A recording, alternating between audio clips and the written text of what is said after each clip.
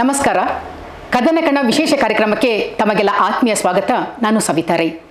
ನನ್ನೊಂದಿಗೆ ರಾಜ್ಯದ ಹೆಸರಾಂತ ವಕೀಲರು, ಮುಖ್ಯಮಂತ್ರಿಗಳ ಕಾನೂನು ಸಲಹೆಗಾರರು ಹಾಗೆ ವಿರಾಜಪೇಟೆ ಕ್ಷೇತ್ರದ ಜನಪ್ರಿಯ ಶಾಸಕರಾದಂಥ ಅಜ್ಜಿಕುಟೀರ ಎಸ್ ಪೊನ್ನಣ್ಣ ಅವರು ನನ್ನ ಜೊತೆಗಿದ್ದಾರೆ.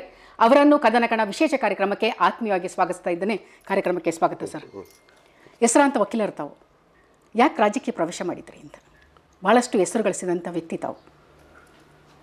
ರಾಜಕೀಯ ಪ್ರವೇಶಕ್ಕೂ ಈಗ ನಾನು ವೃತ್ತಿಯಲ್ಲಿ ಚೆನ್ನಾಗಿ ಮಾಡ್ತಾ ಇದ್ದೆ, ಒಳ್ಳೆ ಹೆಸರು ಗಳಿಸಿದ್ದೆ. ಅದು ತಮ್ಮ ಸ್ವಂತ ವೈಯಕ್ತಿಕ ಜೀವನ, ತಮ್ಮ ಕುಟುಂಬದ ಜೀವನಕ್ಕೆ ಅನುಕೂಲಕರವಾದದ್ದು. ಆದರೆ ಆ ಕಾನೂನಲ್ಲಿ ಕಲಿತಂಥ ಹಲವಾರು ಅಂಶಗಳು, ವಿದ್ಯೆಗಳೇನಿದೆ, ಅದನ್ನು ಬಹುಶಃ ಸಾರ್ವಜನಿಕ ಜೀವನದಲ್ಲಿ ಬಳಸಿದ್ರೆ ಸಮಾಜಕ್ಕೆ ಒಳ್ಳೆಯದಾಗುತ್ತೆ ಅಂತ ಹೇಳುವಂಥದ್ದು ಒಂದಿತ್ತು ನನಗೆ. ಯಾವಾಗಲೂ ಅದೊಂದು ಭಾವನೆ ಇತ್ತು. ಮತ್ತು 2018ರಲ್ಲಿ ನಮ್ಮ ಸರ್ಕಾರ ಅಧಿಕಾರ ಕಳ್ಕೊಂಡಂತೆ ಪಕ್ಷ ಕೂಡ, ಕಾಂಗ್ರೆಸ್ ಪಕ್ಷ ಕೂಡ, ಅವರು ಕೂಡ ನನ್ನ ಗುರುತಿಸಿ ಬನ್ನಿ ಭಾಗವಹಿಸಿ ಅಂತೇಳಿ ಆಮಂತ್ರಣವನ್ನು ಕೊಡ್ತಾಯಿದ್ರು. ಎಲ್ಲೋ ಒಂದು ಕಡೆ ಈಗ ನಮ್ಮ ತಂದೆಯವರು ನಡೆಸಿದಂಥ ಚುನಾವಣೆಗಳಲ್ಲಿ ಭಾಗವಹಿಸಿ ಒಂದು ಆಸಕ್ತಿ ಇತ್ತು. ಪಕ್ಷ ಕರೆದಾಗ ಯಾವ ಸರ್ಕಾರದಲ್ಲಿ ನನಗೆ ಅವಕಾಶ ಕೊಟ್ಟು ನನ್ನ ಬೆಳೀಲಿಕ್ಕೆ ಕೊಟ್ಟರು ಅಂತ ಹೇಳುವಾಗ, ಪಕ್ಷ ಕರೆದಾಗ ನಂದು ಅದಂಥದ್ದು ಒಂದು ವಾಪಸ್ ಕೊಡುವಂಥದ್ದು ಇತ್ತಲ್ಲ. ಅದರಿಂದ ಆ ಒಂದು ಕರೆ ನನ್ನ ಒಳಗಿಂದ ಬಂದಿದ್ದಕ್ಕೆ ಮಾಡಿದೆ. ಮತ್ತು ಭಾಳ ಮುಖ್ಯವಾಗಿ ಆಗ ಈ ಕೋವಿಡ್ 2019 ಆ ಸಂದರ್ಭದಲ್ಲಿ ನಾನು ನನ್ನದೇ ಆದಂಥ ಸಣ್ಣ ಪುಟ್ಟ ಕೊಡುಗೆಯನ್ನು ಬೆಂಗಳೂರು ಆ ಪ್ರದೇಶದಲ್ಲಿ ಮಾಡ್ತಾಯಿದ್ದೆ. ಕೊಡಗಿನಲ್ಲೂ ಕೂಡ ಮಾಡಬೇಕು ಅಂತೇಳಿ ಇಲ್ಲಿ ಹಲವಾರು ಸ್ಥಳೀಯರು ಮತ್ತು ನನ್ನ ಸಹೋದರರು ಇವರೆಲ್ಲ ಹೇಳಿದ ಮೇಲೆ ಬಂದು ಆ ರೀತಿಯಾಗಿ ಹೆಜ್ಜೆಯಾಗಿ ಅದು ರಾಜಕೀಯ ಕೂಡ ಬದಲಾವಣೆ. ಸಮಾಜ ಸೇವೆಗೆ ರಾಜಕೀಯ ಬಂದರೆ ಮಾತ್ರ ಆಗೋದು, ಇಲ್ಲರೂ ಸಮಾಜ ಸೇವೆ ಮಾಡಲಿಕ್ಕೆ ಆಗಲ್ವಾ? ಅಲ್ಲ, ಮಾಡ್ಬೋದು. ಅದು ತನ್ನದೇ ಆದಂಥ ಇತಿಮಿತಿಗಳಿರ್ತದೆ. ಕೆಲವು ಮಟ್ಟದವರೆಗೂ ಒಂದು ಕೆಲವು ಜನರನ್ನ ಮುಟ್ಟುವಂಥ ಕಾರ್ಯಕ್ರಮಗಳು ಮಾಡ್ಬೋದು. ಆದರೆ ನೀತಿ ರೂಪಿಸ್ಬೋದಕ್ಕಲ್ಲ, ಪಾಲಿಸಿ ಮೇಕಿಂಗ್ ಮತ್ತು ಆಡಳಿತ ನಡೆಸಬೇಕು. ಆವಾಗ ಒಂದು ಸಾರ್ವಜನಿಕವಾಗಿ ಒಂದು ಸ್ವಲ್ಪನಾದ್ರು ಬದಲಾವಣೆ ಮಾಡಲಿಕ್ಕೆ ಸಾಧ್ಯ ಇದೆ. ಮತ್ತೊಬ್ಬ ವಕೀಲನಾಗಿ ನಾನು ಸಂವಿಧಾನಿಕವಾದಂಥ ನಮ್ಮ ಸಂಸದೀಯ ರಾಜಕಾರಣ ಏನಿದೆ ಅದರಲ್ಲಿ ಅತಿ ಹೆಚ್ಚು ವಿಶ್ವಾಸ ಇದ್ದು, ಮತ್ತು ನೇರವಾಗಿ ಚುನಾವಣೆಯಲ್ಲಿ ಜನ ಗುರುತಿಸಿ ಗೆದ್ದು ಬಂದ್ರೇ ಅದಕ್ಕೊಂದು ಗೌರವ ಕೂಡ, ಒಬ್ಬ ಪ್ರತಿನಿಧಿಯಾಗಿ ಕೆಲಸ ಮಾಡಿ. ಅದರಿಂದ ಹಾಗೆ ಅದೊಂದು ರೀತಿಯಾಗಿ ಹೆಜ್ಜೆಯಾಗಿ ಅಲ್ಲಿ ಆ ರೀತಿಯಾಗಿ ಆಯಿತು. ನಾನೇನೋ ಮೊದಲು ಇಲ್ಲಿ ಬಂದಾಗ ರಾಜಕಾರಣಕ್ಕೆ ಬರಬೇಕು, ಚುನಾವಣೆ ನಿಲ್ಲಬೇಕು ಅಂತ ಆಲೋಚನೆ ಮಾಡಲಿಲ್ಲ. ಆದರೆ ಹಂತವಾಗಿ ಆ ರೀತಿ ಸೆಳೀತು. ಪಕ್ಷದವರು ಕೂಡ ನನ್ನ ಕೆಲಸವನ್ನು ಗುರುತಿಸಿದ್ರು. ಸ್ಥಳೀಯವಾಗಿಯೂ ಎಲ್ಲರೂ ಸ್ವಾಗತಿಸಿದ್ರು ಅಂತ ಹೇಳೋಕ್ಕಾಗಲ್ಲ, ಆದರೂ ಬಹುತೇಕ ಜನ ಸ್ವಾಗತವನ್ನು ಮಾಡಿದ್ರು. ಇಲ್ಲಿ ಪಕ್ಷ ಕಟ್ಟಲಿಕ್ಕೆ ಒಳ್ಳೆಯದಾಗುತ್ತೆ ಅಂತ ಹೇಳುವಂಥ ಅಭಿಪ್ರಾಯ ವ್ಯಕ್ತಪಡಿಸಿದ್ರು. ಸಾರ್ವಜನಿಕರು ಕೂಡ ಭಾಳ ಸಂತೋಷದಿಂದ ನನ್ನ ಸ್ವಾಗತಿಸಿದ್ರು. ಹಾಗೆ ಒಂದು ಹಂತದಲ್ಲಿ ಇನ್ನು ಇದು ಚುನಾವಣೆ ನಿಲ್ಲಲೇಬೇಕು ಅಂತ ಹೇಳುವಂಥ ವಾತಾವರಣ ಕೂಡ ನಿರ್ಮಾಣ ಆಯಿತು.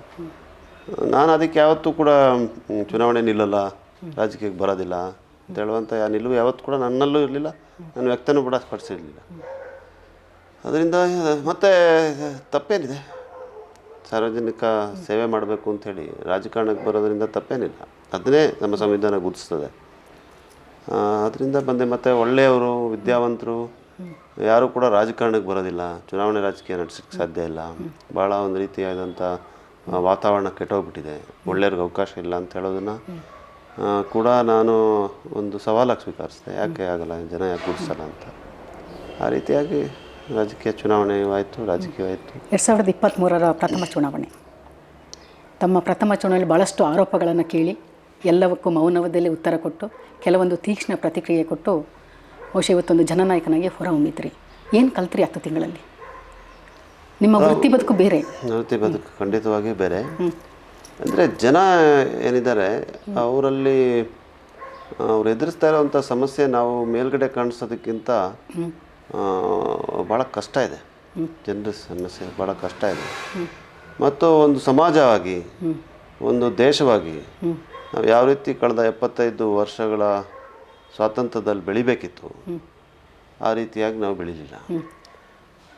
ಬೇಸರ ಏನಾಗುತ್ತೆ ಅಂತ ಹೇಳಿದ್ರೆ ಸಮಾಜ ಕೂಡ ಅದೇ ರೀತಿ ಬೆಳೀಲೇ ಇಲ್ಲ.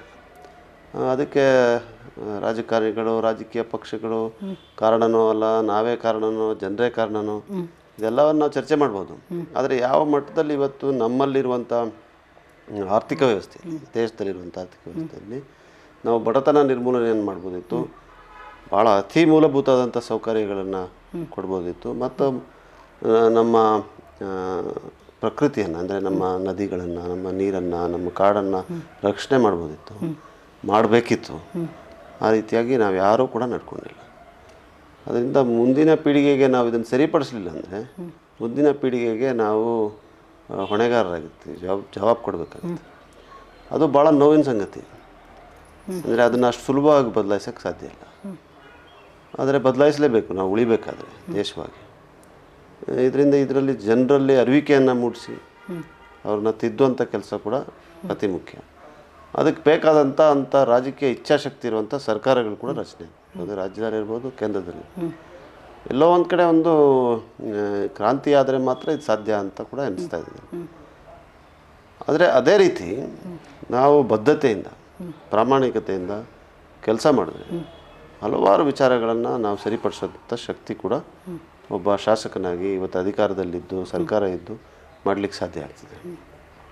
ಆ ಕೆಲಸಗಳನ್ನು ಮಾಡಿಕೊಂಡು ಈ ದೊಡ್ಡ ಬದಲಾವಣೆಗಳಿಗೆ ಯಾವ ರೀತಿ ಕೆಲಸ ಮಾಡೋದು ಅಂತ ಎರಡರ ಚಿಂತನೆಯಲ್ಲಿ ಕೆಲಸ ಮಾಡಬೇಕಾಗುತ್ತೆ. 25 ವರ್ಷಗಳ ಕಾಲ BJPಯ ಭದ್ರಕೋಟೆ ಕೊಡಗು ಯಾರಿಂದ ಕೂಡ ನುಸುಲಿಕ್ಕೆ ಆಗಲಿಲ್ಲ.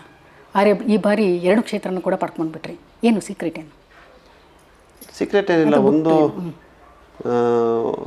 ಎಲ್ಲೋ ಒಂದು ಕಡೆ ನಾನು ಮೊದಲು ಕೂಡ ಹೇಳಿದ್ದೀನಿ, BJPಯ ಭದ್ರಕೋಟೆ ಅಥವಾ ಕಾಂಗ್ರೆಸ್ನ ಭದ್ರಕೋಟೆ ಅಂತ ಹೇಳುವಂಥ ಪದಗಳಿದೆಯಲ್ಲ, ಇದು ಪ್ರಜಾಪ್ರಭುತ್ವಕ್ಕೆ ಸೂಕ್ತವಾದಂಥ ಪದಗಳಲ್ಲ.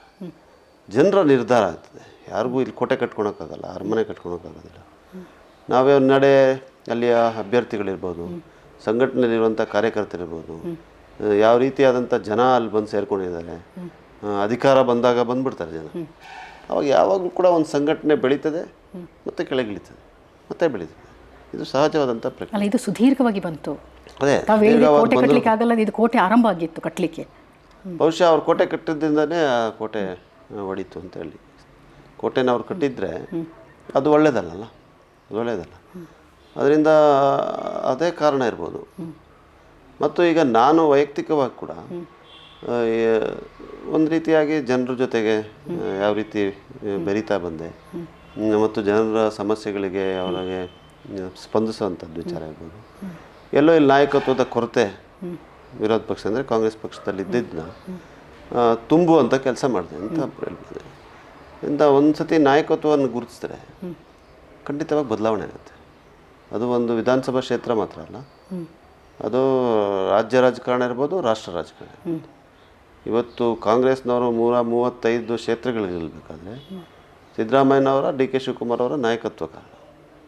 ಅದರಿಂದ ಅಂಥ ನಾಯಕತ್ವ ಎಲ್ಲಿವರೆಗೂ ಇರ್ತದೆ ಅಲ್ಲಿವರೆಗೂ ಪಕ್ಷ ಸಂಘಟನೆಗಳು ಬೆಳೀತದೆ.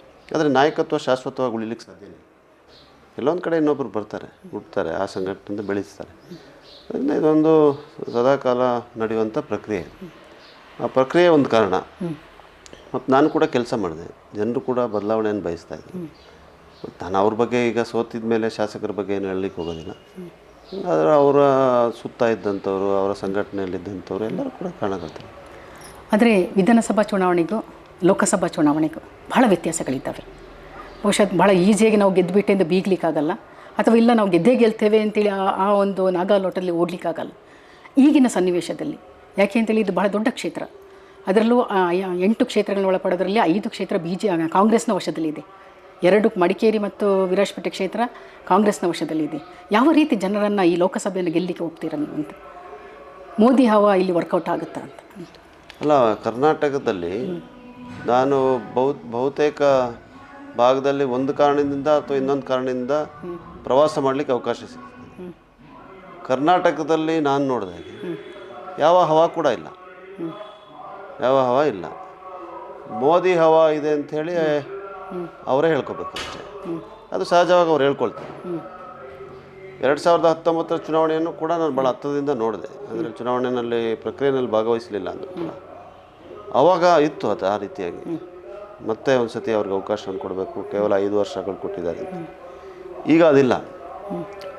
ಮೋದಿ ಅವರಿಗೆ ಮತ್ತು BJPಗೆ ತಮ್ಮದೇ ಆದಂಥ ಹಿಂಬಾಲಕರಿದ್ದಾರೆ, ಭಕ್ತರಿದ್ದಾರೆ. ಆದರೆ ಅದು ಹವಾ ಆಗೋಕ್ಕೆ ಸಾಧ್ಯ ಇಲ್ಲ. ಅದು ಯಾವಾಗಲೂ ಇದ್ದೇ ಇರ್ತಾರೆ. ಇವತ್ತು ಇಲ್ಲಿ ಸರ್ಕಾರದ, ನಮ್ಮ ಸರ್ಕಾರದ ಕರ್ನಾಟಕದಲ್ಲಿ ಮಾಡಿರುವಂಥ ಕಾರ್ಯಕ್ರಮಗಳು, ನಾವು ಈಡೇರಿಸಿರುವಂಥ ಭರವಸೆಗಳು, ಇದರೆಲ್ಲರ ಮಧ್ಯದಲ್ಲಿ, ಆರ್ಥಿಕ ಒತ್ತಡದ ಮಧ್ಯದಲ್ಲಿ ತಂದಿರುವಂಥ ಅಭಿವೃದ್ಧಿ ಕಾಮಗಾರಿಗಳು, ಕೆಲವು ಅತಿ ಸಕ್ರಿಯವಾಗಿ ಕೆಲಸ ಮಾಡ್ತಾ ಇರುವಂಥ ನಾಯಕರು, ಶಾಸಕರು, ಇದೆಲ್ಲ ಒಂದು ಪೂರಕವಾದಂಥ ವಾತಾವರಣ ಕಾಂಗ್ರೆಸ್ ಪರ ಇದೆ. ಅದರಿಂದ ನಾವು ಗೆಲ್ತೀವಿ ಅಂತ ಹೇಳುವಂಥ ಆತ್ಮವಿಶ್ವಾಸ ಇದೆ. ಅದೇ ಚುನಾವಣೆ, ಯಾರು ಕೂಡ ಸುಮ್ಮನೆ ಮಾತಾಡ್ತಾರೆ ಹೊರತು ಯಾರು ಕೂಡ ಲೆಕ್ಕ ಇಟ್ಕೊಂಡು ಹೇಳಲಿಕ್ಕೆ ಅಸಾಧ್ಯ. ಯಾರೋ ಮೊನ್ನೆ ನೋಡಿದೆ ನಾನು, BJPನವ್ರು 28 ಗೆಲ್ತೀವಿ ಅಂತ ಹೇಳ್ತಾರೆ. ಈ ರೀತಿಯಾದಂಥ ಮಾತುಗಳಿಂದ ಅವರು ಜನರಲ್ಲಿ ಕ್ರೆಡಿಬಿಲಿಟಿ ಕಳ್ಕೊಳ್ತಾರೆ ಅಷ್ಟೇ. ನಾನು ಹೇಳೋಕ್ಕಾಗತ್ತಾ 28 ಗೆಲ್ತೀವಿ ನಾವು ಅಂತ? ಅದರಿಂದ ಆ ಥರ ಮಾತುಗಳಿಗೆ ಅರ್ಥ ಇಲ್ಲ. ಆದರೆ ನಾನು ನೋಡಿದ ಹಾಗೆ ಮೈಸೂರು, ಕೊಡಗು ಲೋಕಸಭಾ ಕ್ಷೇತ್ರದಲ್ಲಿ 1,30,000 ಚಿಲ್ಲರೆ ಓಟ್ನಲ್ಲಿ ಕಳೆದ ಸಂಸದರಾದ ಪ್ರತಾಪ್ ಸಿಂಹ ಅವ್ರು ಗೆದ್ದರು. ಈಗ ಅವ್ರಿಗೆ ಟಿಕೆಟ್ ನಿರಾಕರಿಸಿದ್ದಾರೆ. ಅದನ್ನು ಒಂದು ರೀತಿಯಾದಂಥ ಏಕಪಕ್ಷೀಯವಾದಂಥ ನಿರ್ಧಾರಗಳು. ಯಾಕೆ ಒಬ್ಬ ಹಾಲಿ ಸಂಸದನಿಗೆ ಟಿಕೆಟ್ ಕೊಟ್ಟಿಲ್ಲ ಅಂತ ಹೇಳುವಂಥ ಗೊಂದಲ ಜನರಲ್ಲಿದೆ. ಕೊಟ್ಟಿರುವಂಥ ಈ ಅಭ್ಯರ್ಥಿ ಯಾರಿದ್ದಾರೆ ರಾಜರು, ಅವ್ರ ಬಗ್ಗೆನೂ ಕೂಡ ವೈಯಕ್ತಿಕವಾಗಿ ನಾನು ನನ್ನ ರಾಜಕೀಯ ವಿರೋಧಿಗಳ ಬಗ್ಗೆ ಮಾತಾಡಲಿಲ್ಲ. ಪಾಪ ಅವರು ಬಗ್ಗೆ ಮಾತಾಡೋಕ್ಕಿಂತ ಭಾಳ ಹೆಚ್ಚು ಸಣ್ಣ ವಯಸ್ಸಿದೆ, ಯುವಕರಿದ್ದಾರೆ. ಆದರೆ ಅವ್ರು ಯಾವ ರೀತಿಯಾಗಿ ಜನರಿಗೆ ಸೇವೆಯನ್ನು ಮಾಡ್ತಾರೆ ಅಂತ ಇವತ್ತವರೆಗೂ ಒಂದೇ ಒಂದು ಲೈನ್ ಕೇಳಿಲ್ಲ. ನನ್ನನ್ನು ನೀವು ಗೆಲ್ಲಿಸ್ಕೊಡಿ, ಕೊಡಗಿನಲ್ಲಿ ನಾನು ಇಂಥ ಸಮಸ್ಯೆಗಳನ್ನ ನೀವು ಎದುರಿಸ್ತಾ ಇದ್ದೀರಾ, ನಾನು ನೋಡಿದ್ದೀನಿ ಅಂಥೇಳಿ ಅದನ್ನು ಬಗೆಹರಿಸ್ತೀನಿ ಅಂತ ಹೇಳುವಂಥ ಮಾತು ಇವತ್ತವರೆಗೂ ಕೇಳಿಲ್ಲ. ಬರೀ ಒಂದೇ ಒಂದು ಲೈನ್ ಅವರ ಇಡೀ ಚುನಾವಣೆಯ ಪ್ರಚಾರ, ಮೋದಿ ಅವ್ರಿಗೆ ಮತ ಕೊಡಿ ಅಂತ. ಅದಕ್ಕೆ ನನ್ನ ಪ್ರಶ್ನೆ, ಜನರಿಗೆ ಇಲ್ಲಿರುವಂಥ ಸಮಸ್ಯೆಯನ್ನು ನೀವು ಸರ್ಕಾರಕ್ಕೆ ಮುಟ್ಟಿಸ್ಬೇಕಾದ್ರೆ ನೀವು ಚುನಾಯಿತರಾಗಿದ್ದ ಮೇಲೆ ಎಲ್ಲ ಪ್ರವಾಸ ಮಾಡಿ ಮುಟ್ಟಿಸ್ಲಿಕ್ಕೆ 5 ವರ್ಷ ಆಗೋಗುತ್ತೆ. ಕೊಂಚಿತವಾದಂಥ ಅರಿವಿಕೆ ಇರಬೇಕಲ್ಲ. ಈಗ 10 ವರ್ಷ ಇದ್ದಂಥವ್ರನ್ನ ನೀವು ಬದಲಾಯಿಸಿದ್ದೀರ ಅಂತ ಹೇಳಿದ್ರೆ ಅವ್ರಿಗೆಲ್ಲ ಬಹುಶಃ ಒಂದು ಬಹುತೇಕ ಇಲ್ಲಿಯ ಸಮಸ್ಯೆಗಳು ಬರೀ ಅರಿವಿಕೆ ಇತ್ತು. ಅವ್ರ ಕೈನಲ್ಲೇ ಆಗಲಿಲ್ಲ, ಏನು ಮಾಡಲಿಲ್ಲ ಅಂತ ಅವರೇ ಒಪ್ಕೊಂಡ್ಬಿಟ್ಟಿದ್ದಾರೆ. ಯಾರು? ಪ್ರತಾಪ್ ಸಿಂಹ. 10 ವರ್ಷ ಒಬ್ಬ ಸಂಸದ ಆಗಿ ಒಬ್ಬ ಯುವಕನೂ ಕೂಡ ಇದ್ದ ಪ್ರತಾಪ್ ಸಿಂಹ. ನಾನು ಕೊಡಗಿಗೆ ಏನೂ ಮಾಡಲಿಲ್ಲ ಅಂಥೇಳಿ ಒಪ್ಕೊಂಡಿದ್ದಾರೆ ಅವರು ಅವರ ಸಂದರ್ಶನದಲ್ಲಿ. ಇವ್ರು ಬಂದು ಈಗ ಏನು ಮಾಡ್ತಾರೆ? ಅದರಿಂದ ಒಬ್ಬ ರಾಜಕೀಯ ಪಕ್ಷದಲ್ಲಿ ಗುರುತಿಸ್ಕೊಂಡು ಅಥವಾ ಯಾವುದೋ ಒಂದು ಸಂಘಟನೆಯಲ್ಲಿ ಗುರುತಿಸ್ಕೊಂಡು ಅಥವಾ ಯಾವುದೋ ಒಂದು ವೃತ್ತಿಯನ್ನು ಮಾಡಿ ಬೆಳೆದು ಸಣ್ಣ ಇದರಿಂದ ಮೇಲ್ವರೆಗೂ ಬೆಳೆದು ಒಂದು ತಮ್ಮದೇ ಆದಂಥ ಯಶಸ್ಸನ್ನು ಗಳಿಸಿ ರಾಜಕಾರಣಕ್ಕೆ ಬರೋದಕ್ಕೂ ದಿಢೀರ್ ಅಂತ ಹೇಳಿ ಯಾರನ್ನೋ ತಗೊಂಬಂದು ನಮ್ಮ ಮೇಲೆ ಹೇರೋದಕ್ಕೂ ವ್ಯತ್ಯಾಸ ಇದೆ. ಅದರಿಂದ ನಾನು ಜನರಲ್ಲಿ ಕೇಳೋದಿಷ್ಟೇ, ಯಾವ ಕಾರಣಕ್ಕೋಸ್ಕರ ಇವತ್ತು ನಾವು BJP ಅಭ್ಯರ್ಥಿಗೆ ಹಾಕಬೇಕು? ಇವತ್ತು ನಾಳೆ ನಮಗೆ ರಸ್ತೆಗಳ ಸಮಸ್ಯೆ ಇದೆ. ಯಾರು? ಒಡೆಯರ್ ಅವರು ಮಾಡ್ತಾರಾ? ಮೋದಿ ಅವರು ಮಾಡ್ತಾರಾ? ಕುಡಿಯೋ ನೀರಿನ ಸಮಸ್ಯೆ ಇದೆ. ಜಲ್ ಜೀವನ್ ಮಿಷನ್ನು ಕೇಂದ್ರ ಸರ್ಕಾರ ಮತ್ತು ರಾಜ್ಯ ಸರ್ಕಾರ ಪಾಲ್ದಾರಿಕೆಯಾಗಿರುವಂಥದ್ರಲ್ಲಿ ಭಾಳ ದೊಡ್ಡ ಅವ್ಯವಹಾರಗಳಾಗಿದೆ. ಇಲ್ಲಿ ಯಾರಿಗೆ ಗೊತ್ತಿದೆಯಾ? ಅವ್ರಿಗೆ BSNL ಟವರ್ಸ್ನಲ್ಲಿ ಅವ್ಯವಹಾರ ಆಗಿದೆ, ಗೊತ್ತಿದೆಯಾ ಅವ್ರಿಗೆ? ಯಾವ ರೀತಿಯಾಗಿ ಸ್ಪಂದಿಸ್ತಾರೆ? ಯಾಕಂದರೆ ಜನಪ್ರತಿನಿಧಿ ಇವತ್ತು ಬರೀ ಶಾಸನ ಸಭೆಯಲ್ಲಿ ಕೂತ್ಕೊಂಡು, ಸಂಸತ್ನಲ್ಲಿ ಕೂತ್ಕೊಂಡು ಚರ್ಚೆಯನ್ನು ಮಾಡಿ ನಾನು ನೀತಿಯನ್ನು ರೂಪಿಸ್ತೀನಿ, ಕಾನೂನನ್ನು ರೂಪಿಸ್ತೀನಿ, ಹಾಗೆ ಮಾತ್ರ ಮಾಡ್ತೀನಿ ಅಂತೇಳಿ ಜನ ಒಪ್ಪಲ್ಲ. ಇವತ್ತು ಸರಿಯಾ ತಪ್ಪ ಅದು ಬೇರೆ ವಿಚಾರ, ಅಂದರೆ ಜನ ಒಪ್ಪಲ್ಲ. ಜನರು ಯಾರು ಅವರೊಂದಿಗೆ ಇರ್ತಾರೆ, ಯಾರು ಅವ್ರ ಕಣ್ಣೀರನ್ನ ಒರೆಸ್ಲಿಕ್ಕೆ ಸ್ಪಂದಿಸ್ತಾರೆ, ಜನರಿಗೂ ಗೊತ್ತಿದೆ ಎಲ್ಲವನ್ನು ಸರಿಪಡಿಸ್ಲಿಕ್ಕೆ ಸಾಧ್ಯ ಇಲ್ಲ ಅಂತ ಹೇಳೋದು. ಆದರೆ ಒಂದು ಪ್ರಯತ್ನ ಪ್ರಾಮಾಣಿಕತೆಯಿಂದ ಮಾಡೋಂಥವ್ರು ಬೇಕಲ್ಲ. ಇವ್ರ ಬಗ್ಗೆ ಅರಿವಿಕೆನೇ ಇಲ್ಲ ಜನರಿಗೆ. ಹಾಗೆ ಲಕ್ಷ್ಮಣ್ ಬಗ್ಗೆ ಜನರಿಗೆ ಅರಿವಿಕೆ ಇದೆಯಾ? ಲಕ್ಷ್ಮಣ್ ಪಕ್ಷದ ಸಂಘಟನಾ ಕಾರ್ಯಕರ್ತ ಆತ. ಸ್ಪೋಕ್ಸ್ ಪರ್ಸನ್ ಆಗಿ 10-15 ವರ್ಷದಿಂದ ಕೆಲಸ ಮಾಡಿದ್ದಾರೆ. 3 ಚುನಾವಣೆ ನಿಂತಿದ್ದಾರೆ. 3 ಚುನಾವಣೆ ನಿಂತಿದೆ. ಅವ್ರಿಗೆ ಜನರ ಸಮಸ್ಯೆ ಅವ್ರಿಗೆ ಅರಿವಿಕೆ ಇದೆ.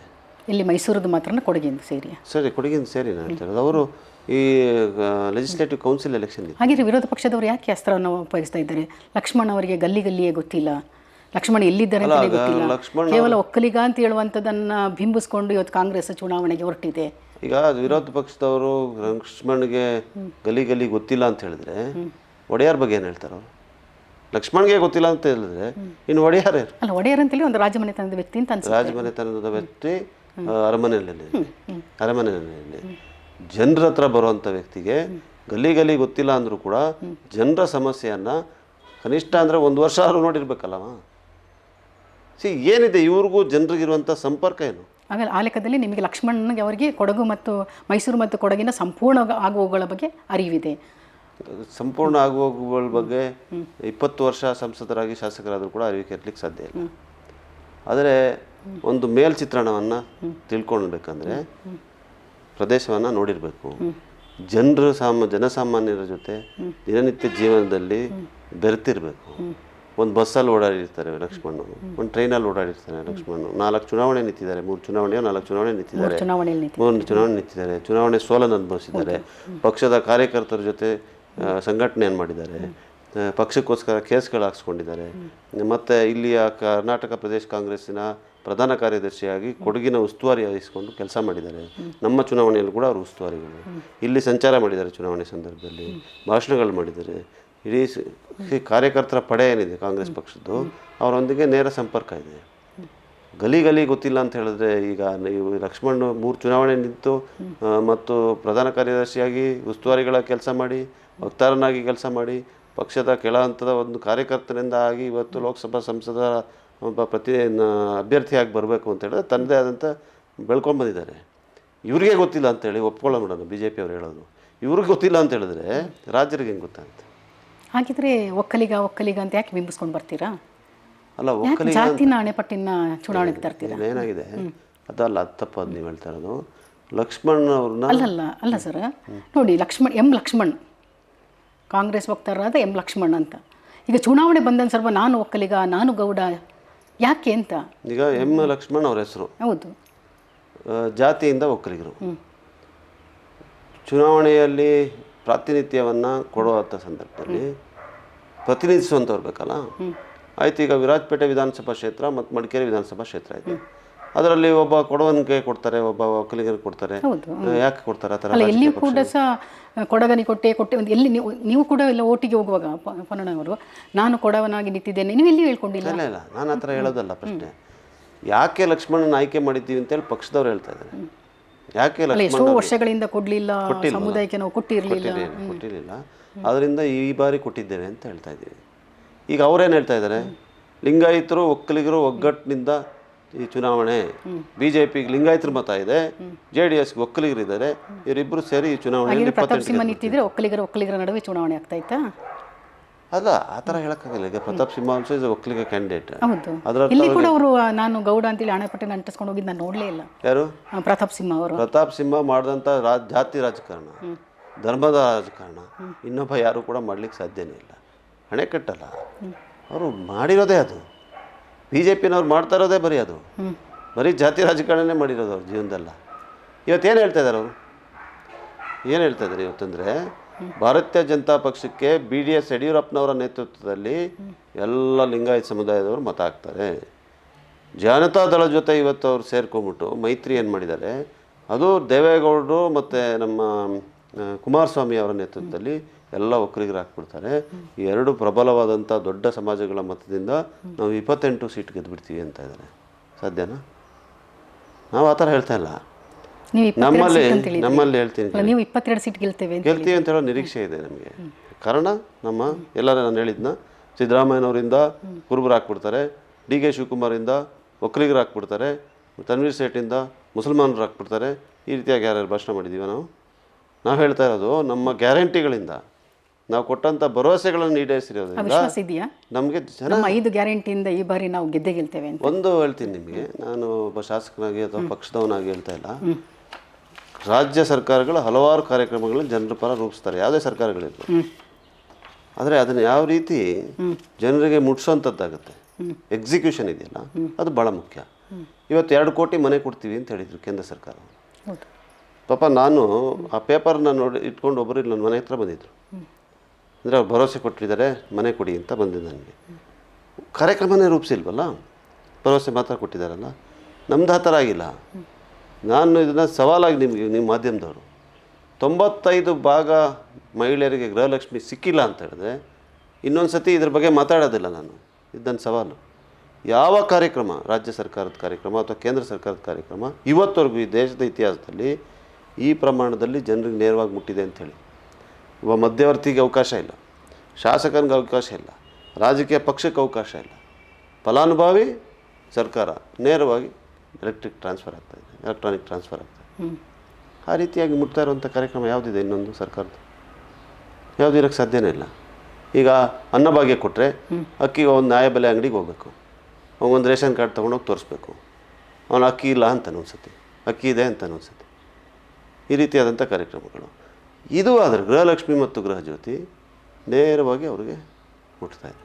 ಅದರಿಂದ ಅದು ಭಾಳ ಹೆಚ್ಚು ಯಶಸ್ಸು ಕಂಡಿರುವಂಥ ಕಾರ್ಯಕ್ರಮ. ಆ ಯಶಸ್ಸು ಈ ಚುನಾವಣೆ ಕಾಣಿಸುತ್ತೆ. ಕಾಣಿಸುತ್ತೆ. ನಿಮ್ಮ ನಿರೀಕ್ಷೆ ಹುಸಿಯಾಗಲ್ಲ? ನನ್ನ ನಿರೀಕ್ಷೆ ಜನ ಅದನ್ನು ಮೆಚ್ಚಿದ್ದಾರೆ. ಆಮೇಲೆ ಕಟ್ಟ ಕಡೆ ಇರುವಂಥ ಮಹಿಳೆಯರಿಗೂ ಕೂಡ ಅತಿ ಹೆಚ್ಚು ಪರಿಸ್ಥಿತಿ ಗಂಭೀರವಾಗಿರುವಂಥ ಅಂದರೆ ಬೆಟ್ಟದ ಮೇಲೆ ಇರೋರು ಕೂಡ ಹೋಗಿ ಕೇಳಿದಾಗ 2000 ಮುಟ್ಟಿದೆ ಅಂತ ಹೇಳ್ತಾರೆ. ಅದರಿಂದ ಒಂದು ಕಾರ್ಯಕ್ರಮ ಇಷ್ಟೊಂದು ಯಶಸ್ಸಾಗಿ ಮಾಡಿದ್ದನ್ನು ಅದರ ಫಲ ಸಿಗ್ತದೆ. ಹಾಗಿದ್ರೆ ವಿರೋಧ ಪಕ್ಷಗಳು ಯಾಕೆ ಇದನ್ನ ಅಸ್ತ್ರ ಮಾಡ್ಕೊಂಡಿದ್ದಾವೆ? ಇನ್ನೇನು ಸ್ವಲ್ಪ ಇಲ್ಲಿ ದಿವಾಳಿ ಸರ್ಕಾರ ದಿವಾಳಿಗೆ ಹೋಗ್ಬಿಡುತ್ತೆ, ಮತ್ತೊಂದು ಕಡೆ ಹಾದಿ ತಪ್ಪುತ್ತಾ ಇದೆ. ಈಗ ಸರ್ಕಾರ ದಿವಾಳಿ ಹೋಗ್ಬಿಡ್ತದೆ ಅಂತ ಹೇಳುವಂಥವ್ರು ಅವ್ರ ಕೈನಲ್ಲಿ ತಡ್ಕೊಳಕ್ಕಾಗ್ತಾಯಿಲ್ಲ. ಅವರೇ ನಮಗೇನು ಹೇಳಿದ್ರು ಅಂದರೆ, ಯಾಕೆ ನೀವು ಒಂದೇ ಸತಿ ತರ್ತಾ ಇದ್ದೀರಾ ಈ 5 ಗ್ಯಾರಂಟಿಗಳನ್ನು, 5 ವರ್ಷ ಇದೆಯಲ್ಲ ಒಂದೊಂದು ತಗೊಂಬನ್ನಿ ಅಂತ ಹೇಳಿದ್ರು. ಅಂದರೆ ಅವ್ರ ಮನಸ್ಥಿತಿ ಆ ಥರ ಇದೆ. ಭಾರತೀಯ ಜನತಾ ಪಕ್ಷದವರು ಯಾವತ್ತೂ ಕೂಡ ಜನರ ಕೆಲಸ ಮಾಡಿ ಅಧಿಕಾರಕ್ಕೆ ಬಂದವರಲ್ಲ. ಸ್ಪಷ್ಟ ಇದು, ಲೆಕ್ಕಾಚಾರ ತಗೊಂಬಿಡಿ. ಒಂದು. ಎರಡನೇದು, ಯಾವತ್ತೂ ಕೂಡ ಸಂಪೂರ್ಣ ಬಹುಮತ ಕರ್ನಾಟಕದಲ್ಲಿ ಅವ್ರಿಗೆ ಇತಿಹಾಸದಲ್ಲೇ ರಾಜ್ಯದಲ್ಲಿ ಸಿಕ್ಕಿರಲಿಲ್ಲ. ಹೊಡೆದು ಬಡ್ದು ದುಡ್ಡು ಕೊಟ್ಟು ಆಮಿಷ ಓಡಿ ತಗೊಂಬಂದು ಆಪರೇಷನ್ ಕಮಲ ಮಾಡೇ 2 ಸರ್ಕಾರಗಳು ಅವ್ರು ಮಾಡಿರೋದು, ಆಯಿತಾ? ಅದರಿಂದ ಜನ ಅವ್ರಿಗೆ ಯಾವತ್ತೂ ಬೆಂಬಲಿಸಿಲ್ಲ. ಬರೀ ಈ ರೀತಿಯಾದಂಥ ಸುಳ್ಳು ಬೊಗಳೆ ಹೊಡ್ಕೊಂಡು ಮತ್ತು ಧರ್ಮದ ರಾಜಕಾರಣ ಮಾಡಿ ಜನರ ಭಾವನೆಗಳನ್ನ ಕೆರಳಿಸಿ ಭಾವನೆಗಳ ಜೊತೆ ಚೆಲ್ಲಾಟವನ್ನು ಆಡಿ ತಮ್ಮ ರಾಜಕೀಯ ಮಾಡಿದಂಥವ್ರು. ಅವ್ರಿಗೆ ಕಾರ್ಯಕ್ರಮಗಳನ್ನ ರೂಪಿಸೋದು, ಜನರಿಗೆ ಕೊಡೋದು, ಇದು ಯಾವುದೂ ಮಾಡಿಲ್ಲ. ಅವರು ಯಾವ್ದು ಮಾಡಿದ್ದಾರೆ ಅಂತ ಹೇಳಿ. ಅದರಿಂದ ಅವ್ರನ್ನ ದಯವಿಟ್ಟು ಸೀರಿಯಸ್ ಆಗಿ ತೊಗೊಬಿಡಿ. ಅವ್ರು ಬರೀ ಇಂಥದ್ದೇ ಮಾಡೋದು ಬಿ ಜೆ ಪಿನವರು. ನೀವು ಏನೇನು ಪ್ರಶ್ನೆ ಮಾಡಬೇಕು ಅಂತ ಹೇಳಿದ್ರೆ, ಆಡಳಿತ ಪಕ್ಷದವರು ಕೊಟ್ಟಿರುವಂಥ ಭರವಸೆಗಳನ್ನು ಈಡೇರಿಸಿದಾರ ಅಂತ ಮಾಧ್ಯಮದವ್ರು ಕೇಳಬೇಕು. ನೀವು ಅವ್ರು ಹೇಳ್ತಾರೆ ಅಂತ ಹೇಳಿದ್ರೆ, ಇವತ್ತು ರಾಜ್ಯದ ದೇಶದ ಸಾಲದ ಪರಿಸ್ಥಿತಿ ಬಗ್ಗೆ ಮಾತಾಡಲಿ, ಚರ್ಚೆ ಮಾಡಲಿ, ನೋಡೋಣ. 1,88,000 ಕೋಟಿ ಆಗಿದೆ. 55,000 ಕೋಟಿ 2014ರಲ್ಲಿ ಇದ್ದಿದ್ದು. 1947ನೇ ಇಸ್ವಿಯಿಂದ 2014ರವರೆಗೂ ಕಾಂಗ್ರೆಸ್ ಪಕ್ಷ ಬಹುತೇಕ ಭಾಗ, ಅದರಲ್ಲಿ 65 ವರ್ಷ ಆಡಳಿತವನ್ನು ಮಾಡಿರುವಂಥ ಪಕ್ಷ, ಮತ್ತು ಜನತಾ ಪಕ್ಷ ಒಂದು ಕೆಲವು ತಿಂಗಳು, ಮತ್ತು ಬಿ ಜೆ ಪಿಯವರು ಕೆಲವು ತಿಂಗಳು ಕೆಲವು ವರ್ಷ ಮಾಡಿರುವಂಥದ್ದು ಈ ದೇಶದ ಇತಿಹಾಸದಲ್ಲಿ. 1947ರಿಂದ 2014ರವರೆಗೂ ಆಲ್ಮೋಸ್ಟ್ 67 ವರ್ಷದ ಕಾಲದಲ್ಲಿ 55 ಲಕ್ಷ ಕೋಟಿ ಸಾಲ. ಆ ಸಾಲದಲ್ಲಿ IIM ಇರ್ಬೋದು, IIT ಇರ್ಬೋದು, ಏಮ್ಸ್ ಇರ್ಬೋದು, ಇಂಡಿಯನ್ ರೈಲ್ವೇಸ್ ಇರ್ಬೋದು, ಇಂಡಿಯನ್ ಏರ್ವೇಸ್ ಇರ್ಬೋದು, BHEL ಇರ್ಬೋದು, ಬೆಲ್ ಇರ್ಬೋದು, ಇಂಥ ದೊಡ್ಡ ದೊಡ್ಡ ಸಂಸ್ಥೆಗಳನ್ನು ಕಟ್ಟಿರುವಂಥದ್ದು ಕಾಂಗ್ರೆಸ್ ಪಕ್ಷ. ನೀವು 2014ರಿಂದ ಬಂದ ಮೇಲೆ ಈ ಸಾಲವನ್ನು 1,88,000 ಕೋಟಿಗೆ ತೊಗೊಂಡೋಗಿದ್ದೀರಲ್ಲ, ನೀವು ಅದರಲ್ಲಿ ಮಾಡಿರೋಂಥದ್ದೇನು ಹೇಳಿ ಜನರಿಗೆ? 1,88,000 ಕೋಟಿನಲ್ಲಿ ನಾವು ಏರೋಪ್ಲೇನ್ ಕೊಂಡ್ಕೊಂಡ್ವಿ, ನಾವು ಪಾರ್ಲಿಮೆಂಟ್ ಬಿಲ್ಡಿಂಗ್ ಕಟ್ಟಿದ್ವಿ, ದೊಡ್ಡ ಸ್ಟ್ಯಾಚ್ಯುಗಳು ಹಾಕಿದ್ವಿ, ದೊಡ್ಡ ದೊಡ್ಡ ಕಟ್ಟಡಗಳನ್ನು ಕಟ್ಟಿದ್ವಿ. ಬಡ ಜನರಿಗೆ ನೀವು ತಂದಿರುವಂಥ ಕಾರ್ಯಕ್ರಮ ಎಲ್ಲಿ ಅಲ್ಲ? ಜನರಿಗೆ ಎಷ್ಟು ಮನೆಗಳು ಕೊಟ್ಟಿದ್ದೀರಾ? ಎಷ್ಟು ಮನೆಗಳನ್ನು ಕೊಟ್ಟಿದ್ದೀರಾ ಬಡವರಿಗೆ? ಎಷ್ಟು ಜನರಿಗೆ ಉದ್ಯೋಗವನ್ನು ಸೃಷ್ಟಿ ಮಾಡಿದ್ದೀರಾ? ಇದು ಜನರಿಗೆ ಉತ್ತರ ಕೊಡಬೇಕಾಗಿರೋದು. ಆರ್ಥಿಕ ಪರಿಸ್ಥಿತಿ ಏನು? ಸುಮ್ಮನೆ ಸುಳ್ಳು ಹೇಳೋದಲ್ಲ. ಆದ್ದರಿಂದ ಅವ್ರು ಹೇಳೋದನ್ನ, ಹಾಗಾಗಿ ನೀವುಗಳು ಹೇಳೋದು ಸುಳ್ಳು ಮತ್ತು ಸತ್ಯದ ನಡುವಿನ ಚುನಾವಣೆ ಅಂತ. ನಾನು ಮೊನ್ನೆ ಕೂಡ ಹೇಳಿದೆ, ಮುಖ್ಯಮಂತ್ರಿಗಳು ಬಂದಾಗ ಗ್ಯಾರಂಟಿಗಳನ್ನು ನಾವು ಅನುಷ್ಠಾನಕ್ಕೆ ತಂದಿರಲಿಲ್ಲ ಅಂದರೆ ನಾವು ಮುಖಾನೇ ತೋರ್ಸೋಕ್ಕಾಗ್ತಾ ಇರಲಿಲ್ಲ ಅಂತ ಹೇಳುವಂಥ ಮಾತನ್ನು ಹೇಳಿದೆ. ಅದರಿಂದ ಇವತ್ತು ಯಾಕೆ ನಮಗೇನಿದೆ ಭಯ? ನಾವು ಚುನಾವಣೆ ಸಂದರ್ಭದಲ್ಲಿ ಕೊಟ್ಟಂಥ ಗ್ಯಾರಂಟಿ ಕಾರ್ಡನ್ನ ಸಂಪೂರ್ಣವಾಗಿ ಅನುಷ್ಠಾನಕ್ಕೆ ತಂದಿದ್ದೀವಿ. ನಮಗೆ ಇವತ್ತು ಭರವಸೆಯನ್ನು ಈಡೇರಿಸಿದವ್ರಿಗೆ ಮತ ಕೊಡಿ. ಇನ್ನು 4 ವರ್ಷದಲ್ಲಿ ನಾವು ಕೊಟ್ಟಿರುವಂಥ ಭರವಸೆಗಳು ಮಾತ್ರ ಅಲ್ಲ, ಇನ್ನಷ್ಟು ಅಭಿವೃದ್ಧಿ ಕಾಮಗಾರಿಗಳನ್ನು ಮಾಡಿ ತೋರಿಸ್ತೀವಿ ಅಂತ ಹೇಳಿರೋದು ನಾವು. ಮತ್ತು ದಿವಾಳಿ ಆಗುತ್ತೆ ಅಂತ ಹೇಳುವಂಥವ್ರು ಇಲ್ಲಿಗೆ ಈ ಕ್ಷೇತ್ರಕ್ಕೆ ತಂದಿರೋಂಥ ಅಭಿವೃದ್ಧಿ ಕಾಮಗಾರಿನ ನಾನು ಸ್ಪಷ್ಟಪಡಿಸಿದ್ದೀನಿ ಈಗ. ಅದನ್ನು ನಾವು ಮಾಡಿದ್ದು ಅಂತ. ಅದನ್ನ ಬೋಗಸ್ ಅಂತೇಳಿ ಹೇಳ್ತಾ ಅಲ್ಲ, ಇದ್ದಾರೆ. ಹೆಂಗೆ ಬೋಗಸ್? ಹೊನ್ನಣ್ಣ ಅವರು ಹೊರಡಿಸಿದ ಶ್ವೇತಪತ್ರ ಅದು ಬೋಗಸ್ ಆಗಿದೆ. ಅಮೃತ 2 ಯೋಜನೆ ಏನು ಹಣ ಬಿಡುಗಡೆ ಆಗಿದೆ ಅದರದೇ ಕಾಮಗಾರಿ ನಡೀತಾ ಇರೋದು, ನನ್ನದೇ ಕಾಮಗಾರಿ ಅಂತೇಳಿ ಹೊನ್ನಣ್ಣ ಅವರು ಹೇಳ್ಕೊಂಡು ಹೋಗ್ತಾ ಇದ್ದಾರೆ ಅಂತ ಹೇಳುವಂಥದ್ದು. ಮುಗಿದೋಗಿದೆ ಅಮೃತ 2 ಯೋಜನೆ. ಅಮೃತ 2 ಯೋಜನೆಯಲ್ಲಿ ಎಂತ ಹೇಳಿದ್ರೆ ಕೇಂದ್ರ ಸರ್ಕಾರದ ಪಾಲ್ದಾರಿಕೆ ಇರುತ್ತೆ. ಕರ್ನಾಟಕ ಅರ್ಬನ್ ವಾಟರ್ ಸಪ್ಲೈ ಬೋರ್ಡ್ನಿಂದ ಹಣ ಬಿಡುಗಡೆ ಮಾಡಬೇಕು. ಯಾವ ಯೋಜನೆಗೆ ಬಿಡುಗಡೆ ಮಾಡಬೇಕು ಅಂತೇಳಿ ರಾಜ್ಯ ಸರ್ಕಾರ ಮತ್ತು ಬೋರ್ಡ್ ತೀರ್ಮಾನ ಮಾಡ್ತದೆ, ಆಯಿತಾ. ಯೋಜನೆಗಳು 108 ಇರ್ತದೆ. ಈಗ ಕೇಂದ್ರ ಸರ್ಕಾರ ಮತ್ತು ನಮ್ಮ ಪಾಲುದಾರಿಕೆಯಲ್ಲಿರುವಂಥ ಹಲವಾರು ಯೋಜನೆಗಳಿದೆ. ಆ ಎಲ್ಲ ಯೋಜನೆಗಳನ್ನ ಇವ್ರು ತಂದಿರೋದಾ? ಯೋಜನೆಗಳು ಇಷ್ಟು ಅನುದಾನವನ್ನು ಇಟ್ಟಿರ್ತದೆ, ಮೀಸಲಿಟ್ಟಿರ್ತಾರೆ. ಎಲ್ಲಿಗೆ ಕೊಡಬೇಕು, ಎಷ್ಟು ಹಣವನ್ನು ಕೊಡಬೇಕು, ಯಾವ ರೀತಿಯಾದಂಥ ಪ್ರಾಜೆಕ್ಟಲ್ಲಿ ರೂಪಿಸಬೇಕು. ಅಮೃತ್ 2 ಇಸ್ ಅರ್ಬನ್ ಏರಿಯಾಗಳಲ್ಲಿ ನೀರು ಕೊಡೋದಕ್ಕಿರೋದು. ಮಲ್ಟಿ ವಿಲೇಜ್ ಸ್ಕೀಮ್ ಮತ್ತು ಜಲ್ ಜೀವನ್ ಮಿಷನ್ನು ಗ್ರಾಮೀಣ ಭಾಗದಲ್ಲಿ ಕುಡಿಯೋ ನೀರು ಕೊಡಲಿಕ್ಕಿರೋದು. ಎಲ್ಲಿ ಕೊಡಬೇಕು, ಎಷ್ಟೆತ್ತರದ ಟ್ಯಾಂಕ್ ಕಟ್ಟಬೇಕು, ಈ ಕಾರ್ಯ ರೂಪಕ್ಕೆ ಬರಬೇಕಲ್ಲ. ಎಲ್ಲಿಗೆ ಕೊಡಬೇಕು, ವಿರಾಜಪೇಟೆ ವಿಧಾನಸಭಾ ಕ್ಷೇತ್ರಕ್ಕೆ ಕೊಡಬೇಕು ಅಂತೇಳಿ ತೀರ್ಮಾನ ಮಾಡೋದು ನಮ್ಮ ಸರ್ಕಾರ, ರಾಜ್ಯ ಸರ್ಕಾರ ಮತ್ತು ಬೋರ್ಡು. ಅವರ ತೀರ್ಮಾನ ಇಲ್ಲಿ ವಿರಾಜಪೇಟೆಗೆ ಕೊಡಬೇಕು, ಬೇರೆ ಭಾಗಗಳಿಗೆ ಕೊಡಬೇಕು, ಮಡಿಕೇರಿಗೆ ಕೊಡಬೇಕು ಅಂತ ಮಾಡಿರ್ತಾರೆ. ಅದಕ್ಕೆ ಇದು ಯೋಜನೆ ಕೇಂದ್ರ ಸರ್ಕಾರದಾಗಿದ್ದ ತಕ್ಷಣ ಇವರು ತಂದಿದ್ದೀವಿ ಅಂತ ಹೇಳಿದ್ರೆ ಅರ್ಥ ಇದೆ. ಅದಕ್ಕೆ ಇವರಿದ್ದಾಗ ಯಾಕೆ ತರಲಿಲ್ಲ? ಹಾಗಾದ್ರೆ ಇವರಿದ್ದಾಗ ಯಾಕೆ ತರಲಿಲ್ಲ? ಒಂದು ಡ್ರಿಂಕಿಂಗ್ ವಾಟರ್ ಪ್ರಾಜೆಕ್ಟ್ ಯಾಕೆ ತರಲಿಲ್ಲ ಇವರಿದ್ದಾಗ? ಈಗ ಸುಮ್ಮನೆ ಇದನ್ನು ಹೇಳ್ಕೊಂಡು ಸುತ್ತಬಾರ್ದು. ಮತ್ತು ಇವತ್ತು ಅಭಿವೃದ್ಧಿ ಕಾಮಗಾರಿಗಳಾಗ್ತಾಯಿದೆ. ನೀವು ಸಾಮಾಜಿಕ ಜಾಲತಾಣದಲ್ಲಿ ನೋಡಿದ್ದೀರಾ, ಬಹುಶಃ ನೀವು ಸುತ್ತಾಡಿದಾಗ ನೋಡ್ತೀರಾ. ಇದು ಯಾಕೆ ಕಾಣಲಿಲ್ಲ ಅವರಿದ್ದಾಗ? ಅದು ಅವರೇ ತಂದಿರೋದಾ? ರಸ್ತೆಗಳನ್ನು 4 ಸಾರಿ ಗುದ್ಲಿ ಪೂಜೆಯನ್ನು ಮಾಡಿ, ರಸ್ತೆಗಳು ಮಾಡಿದೆ, ಬಸ್ ನಿಲ್ದಾಣಗಳನ್ನು ಮಾಡಿದೆ, ಚುನಾವಣೆ ಬಂದಾಗ ಮತ್ತೆ ಗುದ್ಲಿ ಎತ್ಕೊಂಡು ಸುತ್ತಿರೋದು ನಾನಾ ಅವರ? ಅಭಿವೃದ್ಧಿಯಲ್ಲಿ ರಾಜಕಾರಣ ಮಾಡಬೇಡಿ ಅಂತ ಹೇಳಿ. ಬಿಜೆಪಿ ಅವಧಿಯಲ್ಲಿ ಏನು ಕಾಮಗಾರಿಗಳೇ ಅಭಿವೃದ್ಧಿ ಕಾಮಗಾರಿಗೆ ಆಗಲಿಲ್ಲ ಕೊಡಗಿನಲ್ಲಿ ಆಗಿದ್ರೆ? ಅಲ್ಲ, ಕಾಮಗಾರಿಗಳು ಯಾವುದು ಮೆಡಿಕಲ್ ಕಾಲೇಜ್, ಸೈನಿಕ್ ಶಾಲೆ ಅದೆಲ್ಲ ನಮ್ಮದೇ ಅಂತೇಳಿ ಬೀಗೋರು. ಮೆಡಿಕಲ್ ಕಾಲೇಜು ನಮ್ಮ ಸರ್ಕಾರ ಇದ್ದಾಗ ಕೊಟ್ಟಿದ್ದು. ಮೆಡಿಕಲ್ ಕಾಲೇಜ್ ನಮ್ಮ ಸರ್ಕಾರ ಇದ್ದಾಗ, ಸೈನಿಕ್ ಕಾಲೇಜು ನಮ್ಮ ಸರ್ಕಾರ ಇದ್ದಾಗ ಕೊಟ್ಟಿದ್ದು. ಈಗ ಮೈಸೂರು ಹೈವೇನ ನಾನೇ ಕಟ್ಟಿರೋದು, ಅವರೇ ಜಲ್ಲಿಕಲ್ಲು ಹಾಕೊಂಡು ಕಟ್ಟಿರೋದು ಅಂತ ಮಾತಾಡ್ತಾರಲ್ಲ. 2013ರಲ್ಲಿ ಆಸ್ಕರ್ ಫರ್ನಾಂಡಿಸ್ ಸಚಿವರಿದ್ದಾಗ ಮಹದೇವಪ್ಪನವರು, ಸಿದ್ದರಾಮಯ್ಯ ಇವರೆಲ್ಲ ಹೋಗಿ ಆ ಪ್ರಾಜೆಕ್ಟ್ನ ಅಪ್ರೂವ್ ಮಾಡಿಸ್ಕೊಂಡ್ಬಂದಿದ್ರು. ಅದರಿಂದ ಆದರೆ ಯಾವತ್ತೂ ನಾವು ಇದು ನಮ್ಮದು ಅಂತ ಹೇಳ್ಕೊಂಡು ಹೋಗೋದಿಲ್ಲ. ಅಂದರೆ ಪ್ರಶ್ನೆ ಏನು ಅಂತ ಹೇಳಿದ್ರೆ, ಅಭಿವೃದ್ಧಿ ಪ್ರಕ್ರಿಯೆಬದ್ಧವಾಗಿ ಪ್ರಕ್ರಿಯೆಬದ್ಧವಾಗಿ ಕೆಲವು ಅಭಿವೃದ್ಧಿಗಳಾಗ್ತದೆ. PWD ಇಲಾಖೆ ಇವತ್ತು ಎಲ್ಲ ಕ್ಷೇತ್ರಕ್ಕೆ ರಾಜ್ಯ ಹೆದ್ದಾರಿ ಪ್ಲ್ಯಾನಿಂಗ್ ಬೋರ್ಡ್ ಇದೆಯಲ್ಲ, SHDP ಇದೆ, plan, state highway development plan. ಅದರ ಅಡಿನಲ್ಲಿ 20 ಕೋಟಿ ಎಲ್ಲ ವಿಧಾನಸಭಾ ಕ್ಷೇತ್ರಕ್ಕೆ ಕೊಟ್ಟಿದ್ದಾರೆ. ಅದನ್ನು ನಾನೇ ತಂದಿರೋದು ಅಂತ ಹೇಳೋದು ಅಲ್ಲ. ಆದರೆ ನಾವು ಇವತ್ತು 25 ಕೋಟಿ ತಂದಿದ್ದೀನಿ ನಾನು. ಮಂತ್ರಿಗಳು ಕೆಲವರಿಗೆ 30 ಕೋಟಿ ಕೊಟ್ಟಿದ್ದಾರೆ, ಶಾಸಕರಿಗೆ 20 ಕೊಟ್ಟಿದ್ದಾರೆ, ನಾನು 25 ಕೋಟಿ ಕೊಟ್ಟಿದ್ದಾರೆ. ಅದರಲ್ಲಿ ನಮ್ಮದೇ ಆದಂಥ ಒತ್ತಡಗಳಿದೆ. ಆದರೆ ಅಂಥ ಪ್ರಕ್ರಿಯೆಬದ್ಧವಾಗಿ ಆಗುವಂಥದ್ದು BJP ಅವರಿದ್ದಾಗೂ ಆಗ್ತದೆ, ನಾನಿದ್ದರೂ ಆಗ್ತದೆ, ಇನ್ನೊಬ್ರಿದ್ದರೂ ಆಗ್ತದೆ. ಅದನ್ನೆಲ್ಲ ನಾನು ಇದರಲ್ಲಿ ಸೇರಿಸಿದ್ದೀನಿ ನನ್ನ ಶ್ವೇತಪತ್ರದಲ್ಲಿ, ಇಲ್ಲ ಅಂತ ನಾನು ಹೇಳ್ತಾ ಇಲ್ಲ. ಈ ಪ್ರಕ್ರಿಯೆ ಪ್ರಾಸೆಸ್ನಲ್ಲಿ ಆಗುವಂಥದ್ದು ಇದೆ. ಪ್ರಾಸೆಸ್ಸೇ ಬೇರೆ, ಪ್ರಾಜೆಕ್ಟ್ಸೇ ಬೇರೆ. ಅದರಿಂದ ಯಾವುದು ಪ್ರೋಸೆಸ್ನಲ್ಲಿ ಆಗ್ತಾಯಿತ್ತು ಅದು ಆಗ್ತಾಯಿತ್ತು. ಆದರೆ ಇನ್ನೊಂದು ನಿಮ್ಗೆ ಹೇಳ್ತೀನಿ ಕೇಳಿ, ಬಹುಶಃ ನಿಮ್ಗೆ ಆಶ್ಚರ್ಯ ಆಗ್ಬೋದು. ಅಭಿವೃದ್ಧಿ ಪ್ರಕ್ರಿಯೆಬದ್ಧವಾಗಿ ಆಗುವಂಥ ಅಭಿವೃದ್ಧಿಯನ್ನು ಕೂಡ ಕುಂಠಿತಗೊಳಿಸಿದವರು ಇವರು BJPನವರು. ಕೊಡಗಿನಲ್ಲಿ ನಿಲ್ಲಿಸಿದ್ದಾರೆ ಇವರು. ಆಧಾರ ರಹಿತವಾಗಿ ನಾನು ಮಾತಾಡ್ತಾ ಇಲ್ಲ, ನಾನು ಮಾತಾಡೋದಿಲ್ಲ, ನಿಮ್ಗೆ ಗೊತ್ತಿದೆ. ಇಲ್ಲಿ ಅಭಿವೃದ್ಧಿ ಕಾಮಗಾರಿಗೆ ರಸ್ತೆ ಇಲ್ಲಿ ಕೊಟ್ಟರೆ ಚುನಾವಣೆ ಬರ್ತದೆ ಅಂತ ಹೇಳಿದ್ರೆ ಅದನ್ನು ನಿಲ್ಲಿಸ್ಬಿಡೋದು.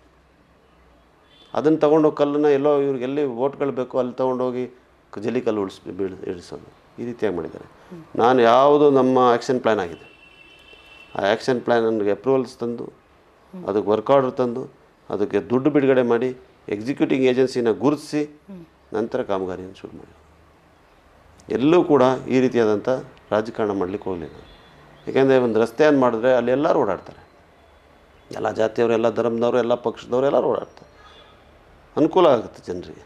ಒಂದು ಕುಡಿಯೋ ನೀರು ತಂದರೆ ಎಲ್ಲರೂ ಕುಡಿತಾರೆ. ಅದರಿಂದ ಅಲ್ಲಿ ರಾಜಕೀಯ ಮಾಡಬೇಡಿ ಅಂತ ನಾನು ಏನನ್ನು ಬಯಸ್ತಾರೆ ಸರ್? ಜನ ತಮ್ಮ ಜೀವನಕ್ಕೆ ಅನುಕೂಲ ಆಗುವಂಥ ಸೌಕರ್ಯಗಳು ಕೊಡಿ ಅಂತ ಬಯಸ್ತಾರೆ. ಅಲ್ಲಿ ನೀವು ರಾಜಕಾರಣ ಮಾಡಬೇಡಿ ಅಂತ ನಾನು ಕೇಳ್ಕೊಳ್ತಾ ಇದ್ದೀನಿ, ಅವ್ರನ್ನ ಕೇಳ್ತಾ ಇದ್ದೀನಿ. ನಾನು ಮಾಡ್ತಾ ಇಲ್ಲ ರಾಜಕಾರಣ. ನಾನು ಯಾವ ಇಂಜಿನಿಯರ್ಗಳ ಹತ್ರ ಕೂತು ಚರ್ಚೆ ಮಾಡಿ ಯಾವ್ಯಾವ ಆ್ಯಕ್ಷನ್ ಪ್ಲ್ಯಾನ್ ಮಾಡಬೇಕು ಎಲ್ಲೆಲ್ಲಿ ಅಂತೇಳಿ ಅವ್ರು ಕೊಟ್ಟಿದ್ದಾರೆ. ಮತ್ತು ನಮ್ಮಲ್ಲಿಯ ಸ್ಥಳೀಯ ನಾಯಕರು ಕಾರ್ಯಕರ್ತರು ಇರ್ತಾರೆ, ಯಾಕಂದರೆ ಅವ್ರಿಗೆ ಗೊತ್ತಿರ್ತದೆ ಯಾವ್ದು ಹೆಚ್ಚು ಸಮಸ್ಯೆ ಇದೆ. 20 ವರ್ಷದಿಂದ ಮಾಡಲಿಲ್ಲ, 25 ವರ್ಷದಿಂದ ಮಾಡಲಿಲ್ಲ ಅಂತ ಹೇಳುವಂಥದ್ದು ಇದೆಯಲ್ಲ, ಅದನ್ನು ಸರಿಪಡಿಸೋಂಥ ಪ್ರಾಮಾಣಿಕ ಪ್ರಯತ್ನವನ್ನು ಮಾಡಿದ್ದೀನಿ. ಕೆಲವೊಂದು ಅಲ್ಲಿ ಇಲ್ಲಿ ಕಾಮಗಾರಿ ಯಾವುದು ಆಗಬಾರ್ದಿತ್ತು ಅದಾಗಿರೋದು, ಇದೆಲ್ಲ ತಪ್ಪುಗಳು ಆಗಿದೆ, ಇಲ್ಲ ಅಂತಲೂ ಹೇಳೋಕ್ಕಾಗಲ್ಲ. ನಾನು 100ಕ್ಕೆ 100 ಮಾಡಲಿಕ್ಕೆ ಆಗೋದಿಲ್ಲ. ಇದು ನನಗೂ ಮೊದಲನೇ ಬಾರಿ. ಬರೋ ವರ್ಷಕ್ಕೆ ನಾನೇ ಗುರುತಿಸಿ ರಸ್ತೆಗಳನ್ನು ಮಾಡ್ತೀನಿ ಸ್ಥಳೀಯವಾಗಿ. ಅಷ್ಟು ಬಾರಿ ಸಂಚಾರ ಮಾಡಿದ್ದೀನಿ. ಕುಡಿಯೋ ನೀರಿನ ಸಮಸ್ಯೆಯನ್ನು ಮಾಡ್ತೀನಿ. ಈಗ ನಾನು ಹೇಳ್ತೀನಿ ನಿಮಗೆ, ದುಬ್ಬಾರೆ ಅಲ್ಲಿ ಎಲಿಫೆಂಟ್ ಕ್ಯಾಂಪ್ ಇದೆಯಲ್ಲ, ದುಬ್ಬಾರೆ ನಮ್ಮ ಭಾಗ ಇರೋ ದುಬ್ಬಾರೆ, ಅಲ್ಲಿಗೆ ವಿದ್ಯುತ್ ಶಕ್ತಿ ಇಲ್ಲ. 4 ವರ್ಷ ಆಯಿತು. ಯಾಕಂದರೆ ಒಂದು ಸೋಲಾರ್ ತೊಗೊಂಬಂದು ಕೇಂದ್ರ ಸರ್ಕಾರದ ಯಾವುದೋ ಯೋಜನೆಯಲ್ಲಿ ಕೊಟ್ಬಿಟ್ಟಿದ್ರು. ಆ ಬ್ಯಾಟ್ರಿ ಎಲ್ಲ ಹೊಟ್ಟೋಗಿತ್ತು, ಅವ್ರಿಗೆ ವಿದ್ಯುತ್ ಶಕ್ತಿನೇ ಇಲ್ಲ. ನಾನೇ ಅಲ್ಲಿ ಹೋಗಿ ಗೊತ್ತಾಗಿ ಅದಕ್ಕೆ ಸ್ಯಾಂಕ್ಷನ್ ಮಾಡಿ ಕೇವಲ 7.5 ಲಕ್ಷ ರೂಪಾಯಿ ಅದಕ್ಕೆ ಮಾನಿಟ್ರ್ ಮಾಡಿ 35 ದಿವಸದಲ್ಲಿ 47 ಮನೆಗೆ ಮತ್ತು 54 ಮನೆಗೆ ವಿದ್ಯುತ್ ಶಕ್ತಿ ಕೊಡೋಂಥದ್ದು ಮಾಡಿ ಹೋಗಿ ಮೇನ್ ಸ್ವಿಚ್ ಹಾಕ್ಬಿಟ್ಟಿದ್ದೀನಿ. ಅವರೆಲ್ಲರೂ ಈಗ ನಾನು ರಾಜಕಾರಣ ಮಾತಾಡಬೇಕಂದ್ರೆ ಒಂದು ಮತ ಕೂಡ ಅಲ್ಲಿ BJPಗೆ ಹೋಗೋದು ಇಲ್ಲ. ನಾನು ಕರೆಂಟ್ ಕೊಟ್ಟಿಲ್ಲ ಅಂದರೂ ಹೋಗೋದಿಲ್ಲ. ಯಾಕೆ ಮಾಡ್ತೀವಿ ಅಂತೇಳಿ, ಪಾಪ ಅವರ ಜೀವನವನ್ನು ನೋಡಿದ್ರೆ ನಾವು ಹೆಂಗೆ ಬದುಕ್ತಾರೆ ಇವರು ಅಂತೇಳಿ. ಮಾಹುತರು ಅವ್ರ ಜೀವನವನ್ನು ನೋಡಿದಾಗ ಅಲ್ಲೇ ಶಾಲೆ ಇದೆ ದುಬಾರಿನಲ್ಲಿ. ಶಾಲೆ ಮುಂದೆನಲ್ಲಿ 20 ಆನೆಗಳಿರ್ತದೆ. ಆನೆ ಕ್ಯಾಂಪ್ ಇದೆ. ಕಾಡು ಪ್ರದೇಶ. ಒಂದು ಇದು ಕೂಡ ಕಾಂಪೌಂಡ್ ಗೋಡೆ ಕೂಡ ಇಲ್ಲ ಆ ಶಾಲೆಗೆ. ಅಲ್ಲೇ ಮಕ್ಕಳು ಓದ್ತಾ ಇದ್ದಾರೆ, 20 ಮಕ್ಕಳನ್ನೂ ನಾನು ಭೇಟಿ ಮಾಡಿ. ಈ ರೀತಿಯಾದಂಥ ಪರಿಸ್ಥಿತಿಗಳನ್ನು ನೋಡಿದಾಗ ಅವ್ರು ಯಾರು ಏನು ಅವ್ರೇನು ನಾನು ಬೂತ್ ತೆಗೆದು ನೋಡಲ್ಲ ಎಷ್ಟು ಓಟ್ ಹಾಕಿದ್ದಾರೆ ಅಲ್ಲಿ ಅಂತ ತಕ್ಷಣ ಸ್ಪಂದಿಸುವಂಥ ಕೆಲಸವನ್ನು ಮಾಡಿದ್ದೀನಿ. ಯಾರೇ ಬಂದರೂ ಕೂಡ ಯಾವ್ದು ನನಗೆ ಅನ್ಯಾಯ ಆಗಿದೆ, ಜನರಿಗೆ ಶೋಷಣೆಗೆ ಒಳಗಾಗಿದ್ದಾರೆ, ಅವರನ್ನು ಯಾರೂ ಕೂಡ ಅವ್ರ ಬಗ್ಗೆ ತಲೆನೇ ಕೆಡಿಸ್ಕೊಂಡಿಲ್ಲ. ಯಾಕಂದರೆ ಅವರು ರಾಜಕಾರಣದಲ್ಲಿ ಅಪ್ರಸ್ತುತವಾದಂಥವ್ರು ಅಂತ ಹೇಳುವಂಥದ್ದನ್ನು ಅಲ್ಲೇ ಸರಿ ಮಾಡುವಂಥ ಕೆಲಸ. ಸರ್, ಇನ್ನೊಂದು ಸೈಡಿಗೆ ಮೊನ್ನೆ ಮೋದಿ ಬಂದೋದ್ರು, ಲಕ್ಷಾಂತರ ಜನ ಸೇರಿದರು. ಇದು ವರ್ಕೌಟ್ ಆಗಲ್ವಾ? ಲಕ್ಷಾಂತರ ಜನ ನಾನು ನೋಡಲಿಲ್ಲ, ಒಂದು ಸಾವಿರಾರು ಜನ ಅಲ್ಲ. ಒಬ್ಬ ಪ್ರಧಾನಮಂತ್ರಿ ಬರ್ತಾನೆ ಅಂತ ಹೇಳಿದ್ರೆ ಎಲ್ಲ ಕಡೆಯಿಂದ ಪಕ್ಷದ ಕಾರ್ಯಕರ್ತರು ಸೇರಿದ್ರೆ ಅಷ್ಟು ಆಗ್ತಾರೆ. ಜನ ಬಂದರು ಅಂತ ಹೇಳೋದಂದರೆ ಅದರ ಅರ್ಥ ಇವರು ಅವರೆಲ್ಲ ಬಂದು ಮತದಾರರು ಅಂತಲೂ ಹೇಳೋಕ್ಕಾಗಲ್ಲ, ಅಲ್ಲ ಅಂತಲೂ ಹೇಳೋಕ್ಕಾಗಲ್ಲ, ಬರೀ ಆ ಮತಗಳಲ್ಲಿ ಗೆಲ್ಲಲಿಕ್ಕೂ ಆಗೋದಿಲ್ಲ. ಆದರೆ ಮೋದಿ ಅವ್ರು ಬಂದು ಮಾತಾಡಿದ್ದೇನೋ ಮುಖ್ಯ. ಜನ ಏನು ಬಂದರು ಅಂತಲ್ಲ, ಮೋದಿ ಅವರು ಬಂದು ಏನು ಈ ಪ್ರದೇಶಕ್ಕೆ ತಮ್ಮ ಕೊಡುಗೆ ಏನನ್ನ ಮುಂದಕ್ಕೆ ಕೊಡ್ತೀನಿ ಅಂತ ಹೇಳುವಂಥದ್ದು ಏನು ಮಾತಾಡಿದ್ರು ಅಂತ ದಯವಿಟ್ಟು ಹೇಳಿ. ಭಾಷಣ ಕೇಳಿದಿರಲ್ಲ, 50 ಬಾರಿಗಿಂತ ಹೆಚ್ಚು ತಮ್ಮ ಹೆಸರನ್ನೇ ಅವರು ಉಲ್ಲೇಖ ಮಾಡಿದರು. ಎಲ್ಲರೂ ಇದೆಯಾ? ಪ್ರಜಾಪ್ರಭುತ್ವ ವ್ಯವಸ್ಥೆಯಲ್ಲಿ ಒಬ್ಬ ಪ್ರಧಾನಮಂತ್ರಿಗಳು ತಮ್ಮ ಹೆಸರನ್ನೇ ಭಾಷಣದಲ್ಲಿ ಹೇಳೋದು, ಆಮೇಲೆ ತಮ್ಮ ಹೆಸರ ಜೊತೆಗೆ ಮೋದಿಜಿ ಅಂತ ಅವರೇ ಹೇಳ್ಕೊಳ್ತಾ ಇದ್ದಾರೆ. ನಾನೊಂದು ಭಾಷಣ ಮಾಡ್ತಾ ಪುನಃ ಅವರೇ ಅಂತ ನನಗೆ ಹೇಳ್ಕೊಳಕ್ಕಾಗತ್ತಾ? ಅದೇ ಇದು ಪ್ರಜಾಪ್ರಭುತ್ವದಿಂದ ಎಲ್ಲಿಗೆ ಹೋಗ್ತಾ ಇದ್ದೀವಿ ನಾವು ಅಂತ ಹೇಳೋದ್ರ ಬಗ್ಗೆ ಜನ ಗಮನಿಸ್ಬೇಕಷ್ಟೆ. ಜನ ಗಮನಿಸ್ಬೇಕಲ್ಲ. ಇದು ಅಬ್ಸಲ್ಯೂಟ್ ಪವರ್ ಕರಪ್ಟ್ಸ್ ಅಬ್ಸಲ್ಯೂಟ್ಲಿ ಇದೆ. ಇದು ಒಂದು ಲೈನ್ನ ಜನ ಅರ್ಥ ಮಾಡಿಕೊಂಡ್ರೆ ಈ ದೇಶದಲ್ಲಿ ಸರ್ಕಾರ ಈ ಚುನಾವಣೆಯಲ್ಲಿ ಬದಲಾವಣೆ ಆಗುತ್ತೆ. ಬದಲಾವಣೆ ಮಾಡ್ತೀರಾ? ಆಗ ಜನ ಮಾಡೋದು, ನಾನಲ್ಲ, ಜನ ಮಾಡಬೇಕು.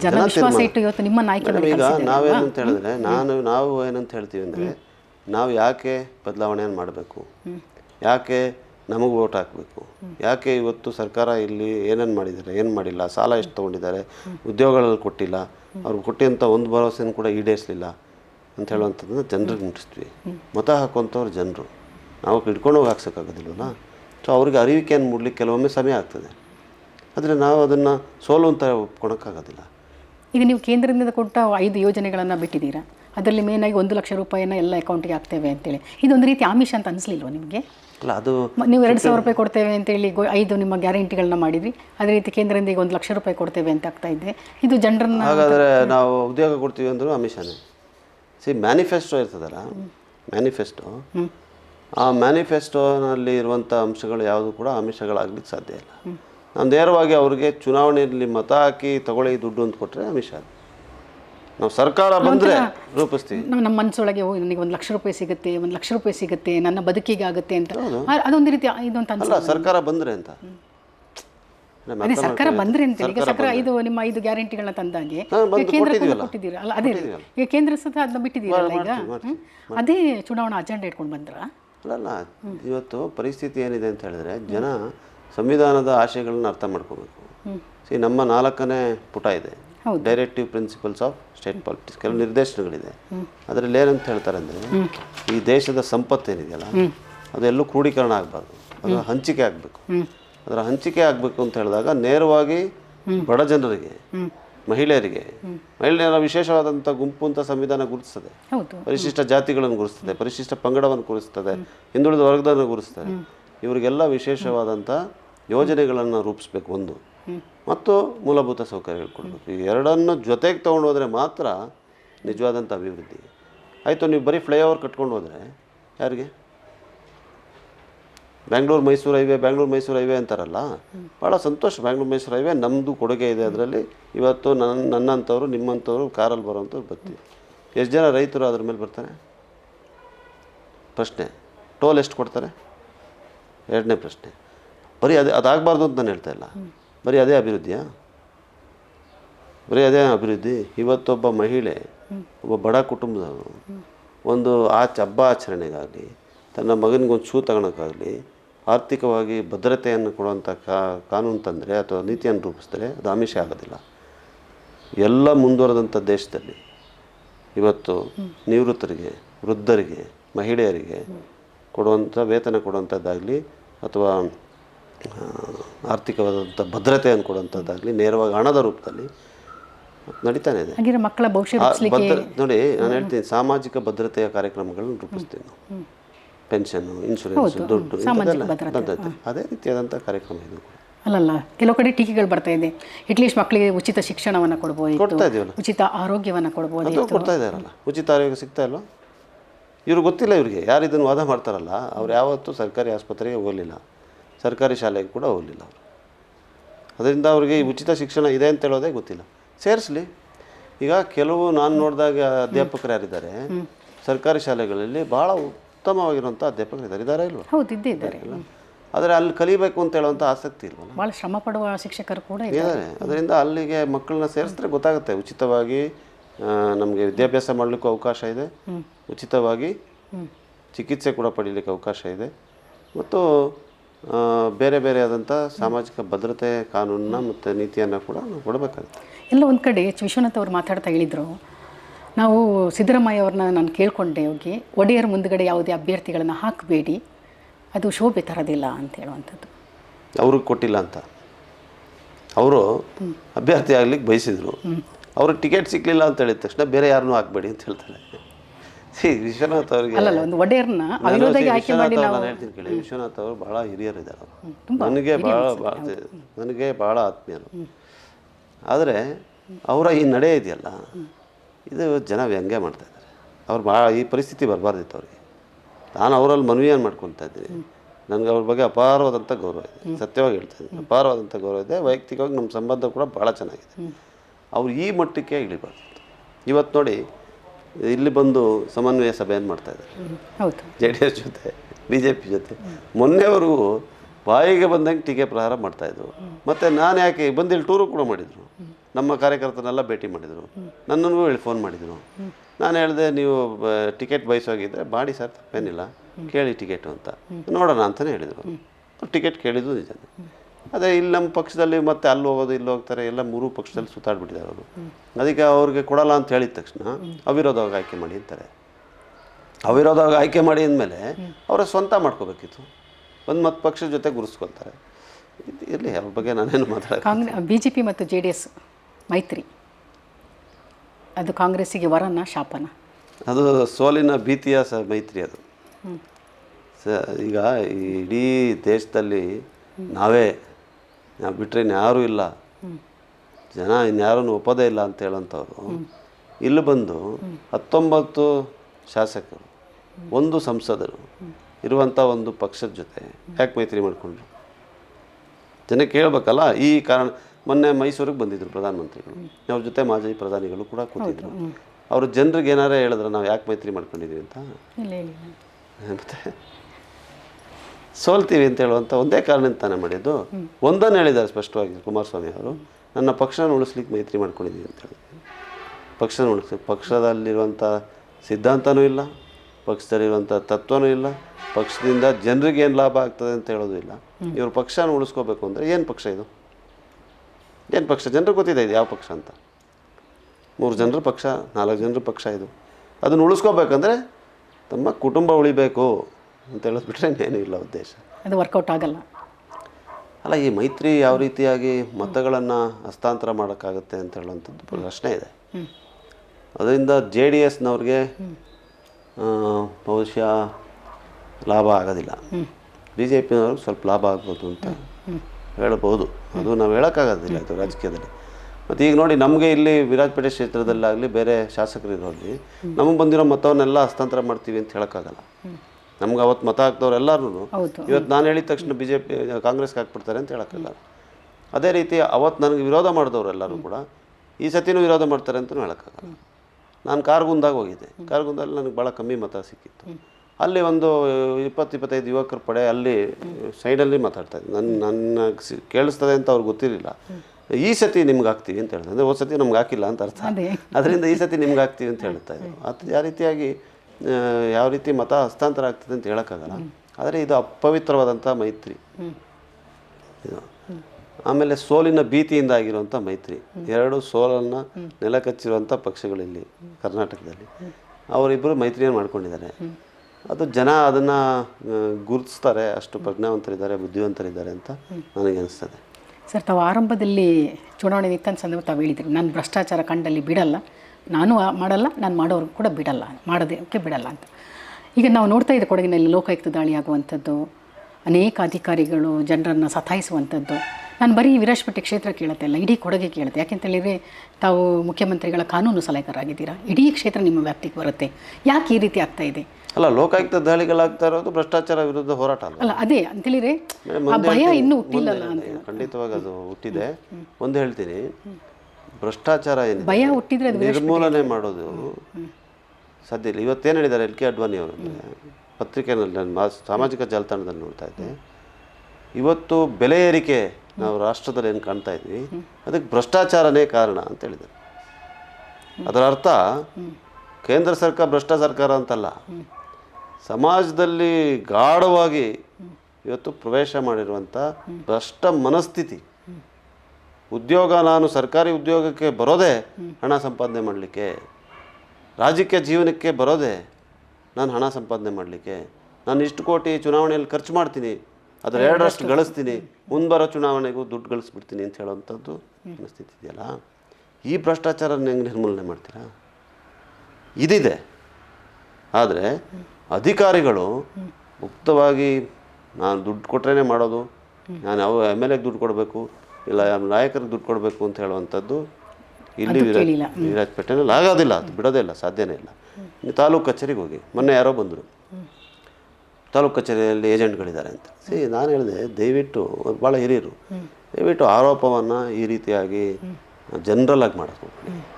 ನೀವು ಬಂದು ನನ್ನ ಹತ್ರ ಹೇಳ್ತಾ ಇದ್ದೀರಾ, ನನಗೆ ಇಂಥ ಅಧಿಕಾರಿ ಪೊನ್ನಣ್ಣ ಅಂತ ಅವ್ರ ಹೆಸರು ಅಥವಾ ಸವಿತಾ ಅಂತ ಅವ್ರ ಹೆಸರು, ಇವರು ಒಂದು ಅಧಿಕಾರದಲ್ಲಿರುವಂಥವ್ರು, ಕೇಸ್ ವರ್ಕರೋ, ರೆವಿನ್ಯೂ ಇನ್ಸ್ಪೆಕ್ಟ್ರೋ, ವಿಲೇಜ್ ಅಕೌಂಟ್, ನಾನು ಹೋದಾಗ ನನಗೆ 5,000 ಕೊಡು, 10,000 ಕೊಡು ಅಂತ ಕೇಳಿದ್ರು ಅಂತ ಹೇಳಿ ನಾಳೆ ಮತ್ತೆ ಕಚೇರಿಯಲ್ಲಿದ್ದರೆ ನನ್ನನ್ನು ಪ್ರಶ್ನೆ ಮಾಡಿ.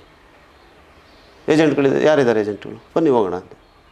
ನಾನು ರೆಡಿ, ಇಲ್ಲೇ ಇದೆ ತಾಲೂಕು ಆಫೀಸು, ನೀವೇ ಹೋಗಿ ಮುಂದೆ, ನಮ್ಮವ್ರು ಯಾರು ಬರ್ತಾರೆ ಜೊತೆಯಲ್ಲಿ. ಯಾವ ಏಜೆಂಟ್ ನಿಮ್ಮನ್ನು ಮಧ್ಯ ತಡೀತಾರೆ, ಯಾವ ಸರ್ವೆ ಡಿಪಾರ್ಟ್ಮೆಂಟ್ನವರು, ಯಾವ ಕಂದಾಯ ಇಲಾಖೆ ಅವ್ರು ನಿನ್ನ ಹತ್ರ ದುಡ್ಡು ಕೇಳ್ತಾರೆ, ನೋಡೋಣ. ಒಂದು ಫ್ಯಾಷನ್ ಇದು, ವ್ಯಾಪಕವಾಗಿ ಭ್ರಷ್ಟಾಚಾರ ಇದೆ ಅಂತ ಹೇಳುವಂಥದ್ದು. ಭ್ರಷ್ಟಾಚಾರನೇ ಇಲ್ಲ, ನಿರ್ಮೂಲನೆ ಆಗಿಬಿಟ್ಟಿದೆ ಅಂತಲೂ ಹೇಳೋಕ್ಕಾಗಲ್ಲ ನಾನು. ಅದೇ ರೀತಿ ವ್ಯಾಪಕವಾಗಿ ಭ್ರಷ್ಟಾಚಾರ ಇದೆ ಅಂತ ಹೇಳೋದು ಕೂಡ ಸರಿಯಲ್ಲ. ಇವತ್ತು 2 ತಾಲೂಕು ಕಚೇರಿಗಳು, 3 ತಾಲೂಕು ಕಚೇರಿಗಳು ನಮ್ಮ ವಿರಾಜಪೇಟೆ ವಿಧಾನಸಭಾ ಕ್ಷೇತ್ರದಲ್ಲಿ ಬರೋದರಲ್ಲಿ ಬಹುತೇಕ ಈ ರೀತಿಯಾಗಿ ದಬ್ಬಾಳಿಕೆಯ ಭ್ರಷ್ಟಾಚಾರ ಅಂತ ಹೇಳ್ತೀವಲ್ಲ, ಅಂದರೆ ದುಡ್ಡು ಕೊಟ್ಟರೆ ಮಾಡ್ತೀವಿ ಅಂತ ಹೇಳುವಂಥದ್ದು ವಾತಾವರಣ ಇಲ್ಲ. ಎಲ್ಲ ಸೈಡಲ್ಲಿ ಹೋಗಿ ಅಲ್ಲಿ ಇಲ್ಲಿ ದುಡ್ಡು ತೊಗೊಂಡ್ಬಿಡ್ತಾರೆ ಅಂತ ಹೇಳಿದ್ರೆ ಅದನ್ನು ನಾವು ಯಾವ ರೀತಿ ಮಾಡೋದು ಅಂತ ಮುಂದಿನ ದಿನಗಳು ಕ್ರಮ ಜರುಗಿಸೋಣ. ಮತ್ತು ಏಜೆಂಟ್ಗಳು, ದಲ್ಲಾಳಿಗಳಿಲ್ಲ, ಯಾವ ಕಾರಣಕ್ಕೂ ಇಲ್ಲ. ಮತ್ತು ಪೊಲೀಸ್ ಇಲಾಖೆಯಲ್ಲಿ ಇದೆಲ್ಲ ರೀತಿಯಾದಂಥದ್ದನ್ನು ಭಾಳಷ್ಟು ದೊಡ್ಡ ಪ್ರಮಾಣದಲ್ಲಿ ಕಡಿವಾಣವನ್ನು ಹಾಕಿದೆ. ರಾತ್ರಿ ಆಗುವಂಥ ಹಲವಾರು ದಂಧೆಗಳಿದ್ದು, ಇದು ಎಲ್ಲನೂ ನಿರ್ಮೂಲನೆ ಆಗಿಬಿಟ್ಟಿದೆ ಅಂತಲೂ ಹೇಳೋದಕ್ಕೆ ಸಾಧ್ಯನೇ ಇಲ್ಲ. ನನಗೆ 9-10 ತಿಂಗಳೇ ಆಗಿರೋದು. ಆದರೆ ಎಲ್ಲದರಲ್ಲೂ ಒಂದು ಭಯ ಇದೆ, ಶಾಸಕರಿಗೆ ಗಮನಕ್ಕೆ ಬಂದರೆ ಕ್ರಮ ಜರುಗಿಸ್ತಾರೆ ಅಂತ ಹೇಳುವಂಥ ಭಯ ಇದೆ.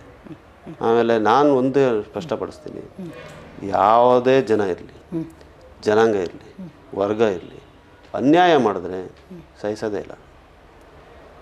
ಆ ಭಾವನೆ ಜನರಲ್ಲಿ ಕೂಡ ಇದೆ. ನೇರವಾಗಿ ಒಬ್ಬ ಕಟ್ಟಕಡೆಯ ವ್ಯಕ್ತಿ, ಅತಿ ಹೆಚ್ಚು ಬಡತನದಲ್ಲಿರುವಂಥವನು, ಅವನಿಗೆ ಒಂದು ಶರ್ಟ್ ಹಾಕ್ಲಿಕ್ಕೂ ಪಾಪ ಇದಿಲ್ಲದೆ ಅಂಥವ್ರು, ಆರ್ಥಿಕವಾಗಿ ಅವಕಾಶ ಇಲ್ಲದೆ ಅಂಥವನು ಕೂಡ ಬಂದು ಒಬ್ಬ ಶ್ರೀಮಂತನ ಬಗ್ಗೆ ನೇರವಾಗಿ ನನ್ನ ಹತ್ರ ದೂರ ಹೇಳ್ಬೋದು ಅಂತೇಳಿ ನೀವು ಎಲ್ಲರೂ ಬೇಕಾದ್ರೆ ಹೋಗಿ ಕೇಳಿ, ಬಸ್ ಸ್ಟ್ಯಾಂಡಲ್ಲಿ ನಿಂತು ಕೇಳಿ, ಜನ ಹೋಗ್ತಾರೆ. ಆಮೇಲೆ ನಾನು ಅವ್ನು ಶ್ರೀಮಂತನಪ್ಪ, ನನಗೇನಾದ್ರು ರಾಜಕೀಯಕ್ಕೆ ತೊಂದರೆ ಮಾಡ್ತಾನೆ ಅಂತ ಕೈ ಕಟ್ಕೊಂಡು ಕೊಡೋದಿಲ್ಲ, ಯಾವ ಕಾರಣಕ್ಕೂ ಕೊಡೋದಿಲ್ಲ. ಅವ್ರು ಯಾರೇ ಇರಲಿ, ಎಲ್ಲಿ ನ್ಯಾಯ ಇದೆ ಅಲ್ಲಿ ನ್ಯಾಯ ಕೊಡಿಸುವಂಥ ಪ್ರಯತ್ನವನ್ನು ನಾನು ಮಾಡ್ತಾನೆ. ಆನೆ ಮಾನವ ಸಂಘರ್ಷ ಇಷ್ಟಿಸ್ಟ್ರಿ ಆಗುತ್ತಾ? ನಾವು ಎದುರಿಸ್ತಾ ಇರುವಂಥ ಭಾಳ ದೊಡ್ಡ ಸಮಸ್ಯೆ ಇದು. ಸರ್ಕಾರ ಯೋಜನೆಗಳನ್ನ ಮಾಡ್ತದೆ, ಅದು ಕೇಳ್ತಾನೆ. ಏನಾಗ್ಬಿಟ್ಟಿದೆ ಅಂತ ಹೇಳಿದ್ರೆ, 3 ಥರದ ಆನೆಗಳಿದೆ. ಒಂದು ಕಾಡಲ್ಲೇ ವಾಸವಾಗಿರೋಂಥ ಆನೆ, ಇನ್ನೊಂದು ಕಾಡಿಂದ ಬಂದು ತೋಟಕ್ಕೆ ಬಂದು ವಾಪಸ್ ಹೋಗುವಂಥ ಆನೆಗಳು, ಒಂದು ತೋಟದಲ್ಲೇ ವಾಸವಾಗಿರೋಂಥ ಆನೆಗಳು. ಈಗ ಈ ಬಂದು ಹೋಗುವಂಥ ಆನೆಗಳಿಗೆ ಈ ನಮ್ಮ ಹಾಕಿರುವಂಥ ಟ್ರೆಂಚ್ಗಳು, ಮಾಡ್ತಾ ಇರೋಂಥ ರೈಲ್ವೆ ಬ್ಯಾರಿಕೇಡಿಂಗು, ಇದೆಲ್ಲರ ಮೂಲಕ ಒಂದು ಮಟ್ಟದವರೆಗೂ ಅದನ್ನು ನಾವು ನಿಯಂತ್ರಿಸ್ಬೋದು. ಆದರೆ ಈ ತೋಟದಲ್ಲೇ ಇರುವಂಥದ್ದು 200ಕ್ಕಿಂತ ಹೆಚ್ಚು ಆನೆಗಳಾಗಿದೆ. ಸಮಯಕ್ಕೆ ಸರಿಯಾಗಿ ಕ್ರಮ ಜರುಗಿಸಲಿಲ್ಲ ಅಂತ ಕಾರಣ ಇರ್ಬೋದು. ಆ ಕಾರಣಗಳಿಗೆ ಹುಡುಕಿ ಪ್ರಯೋಜನ ಇಲ್ಲ. ಇದನ್ನು ಯಾವ ರೀತಿ ಇಲ್ಲಿಂದ ಸ್ಥಳಾಂತರ ಮಾಡೋದು ಅಂತ ಹೇಳೋದೇ ದೊಡ್ಡ ಸವಾಲು ನಮ್ಮ ಮುಂದೆ.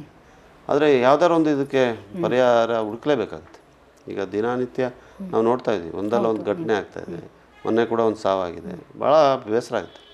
ಇಲ್ಲಿ ಜನಪ್ರತಿನಿಧಿಯಾಗಿ ನಮ್ಮ ಕ್ಷೇತ್ರದವ್ರಿಗೆ ಈ ಥರ ಆಗುತ್ತೆ ಅಂತ ಹೇಳುವಾಗ ಮನಸ್ಸಿಗೆ ಭಾಳ ದುಃಖ ಆಗುತ್ತೆ. ನೆನ್ನೆ 6:30-7 ಗಂಟೆಯಿಂದ ಬಹುಶಃ ಒಂದು 100-150 ಫೋನ್ಗಳನ್ನು ಅಟೆಂಡ್ ಮಾಡಬೇಕಾಯ್ತು ಒಂದು ಪ್ರಕರಣದಿಂದ. ಆದರೆ ಏನೇ ನಾವು ಮಾಡಿದ್ರೂ ಕೂಡ ತೀರ್ಕೊಂಡಿರೋರಿಗೆ ನಾವು ಎಷ್ಟೇ ಸಾಂತ್ವನ ಹೇಳಿದ್ರು ಪರಿಹಾರ ತಂದಿಲ್ಲ ಅಂತ ಹೇಳಿದ್ರೆ ಕೆಲವೊಂದು ರೀತಿಯಾಗಿ ಮನಸ್ಸಿಗೆ ನೋವಾಗ್ತದೆ. ನಮ್ಮ ಆತ್ಮಸಾಕ್ಷಿಗೂ ಕೂಡ ಚುಚ್ತಾ ಇದೆ, ಯಾವ ರೀತಿ ಇದನ್ನು ಪರಿಹಾರ ಮಾಡಿಸ್ಬೇಕು ಅಂತೇಳಿ.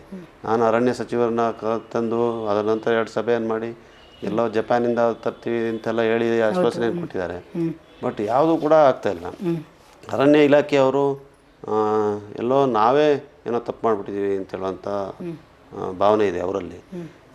ಆದರೆ ನಾನು ಈಗ ಮೊನ್ನೆ ಮುಖ್ಯಮಂತ್ರಿಗಳು ಬಂದಾಗ ಕೂಡ ಈ ರೀತಿಯ ಘಟನೆ ಆಗ್ತಾಯಿದೆ, ಇದನ್ನು ಆದ್ಯತೆ ಮೇಲೆ ನೀವು ಪೂರೈಸ್ಕೊಡ್ಬೇಕು ಅಂತ ಹೇಳಿದೆ. ನಾನು ಚುನಾವಣೆಯ ಸಂದರ್ಭದಲ್ಲಿ ಆಶ್ವಾಸನೆ ಕೊಡೋಕ್ಕಾಗೋದಿಲ್ಲ, ಆದರೆ ಬನ್ನಿ ಅದನ್ನ ಬಗ್ಗೆ ಪರಿಹಾರವನ್ನು ತರೋಣ ಅಂತ ಹೇಳಿದ್ದಾರೆ. ಬಟ್ ಇಷ್ಟು ಹೇಳಲಿಕ್ಕೆ ಬಯಸ್ತೇನೆ, ಇದಕ್ಕೆ ಯಾವತ್ತೂ ಕೂಡ ಆಗದಿರುವಂಥ ಪ್ರಯತ್ನವನ್ನು ಖಂಡಿತವಾಗಿ ನಾನು ಮಾಡ್ತೀನಿ. ಎಲ್ಲೋ ಒಂದು ಮಟ್ಟಕ್ಕೆ ಇದನ್ನು ನಿಯಂತ್ರಣಕ್ಕೆ ತರುವಂಥದ್ದು, ಸಂಪೂರ್ಣವಾಗಿರಲಿಲ್ಲ ಅಂತ ಬಹುತೇಕ ನಿಯಂತ್ರಣಕ್ಕೆ ತರುವಂಥದ್ದು ಮುಂದಿನ ದಿನಗಳಲ್ಲಿ ಜನ ನೋಡ್ತಾರೆ ಅಂತ ಹೇಳುವಂಥ ವಿಶ್ವಾಸ ಇದೆ ನನಗೆ. ನಾನು ಸುಮ್ಮನೆ ಅವ್ರು ಯಾರೋ ಒಬ್ರು ಹೇಳಿದ್ರು ನಾನು ಟ್ರೈನ್ ತಂದಿಲ್ಲ ಅಂದರೆ ಚುನಾವಣೆ ಇಲ್ಲ ಅಂತ, ಆ ಥರದಂತೆಲ್ಲ ಮಾತಾಡಲ್ಲ.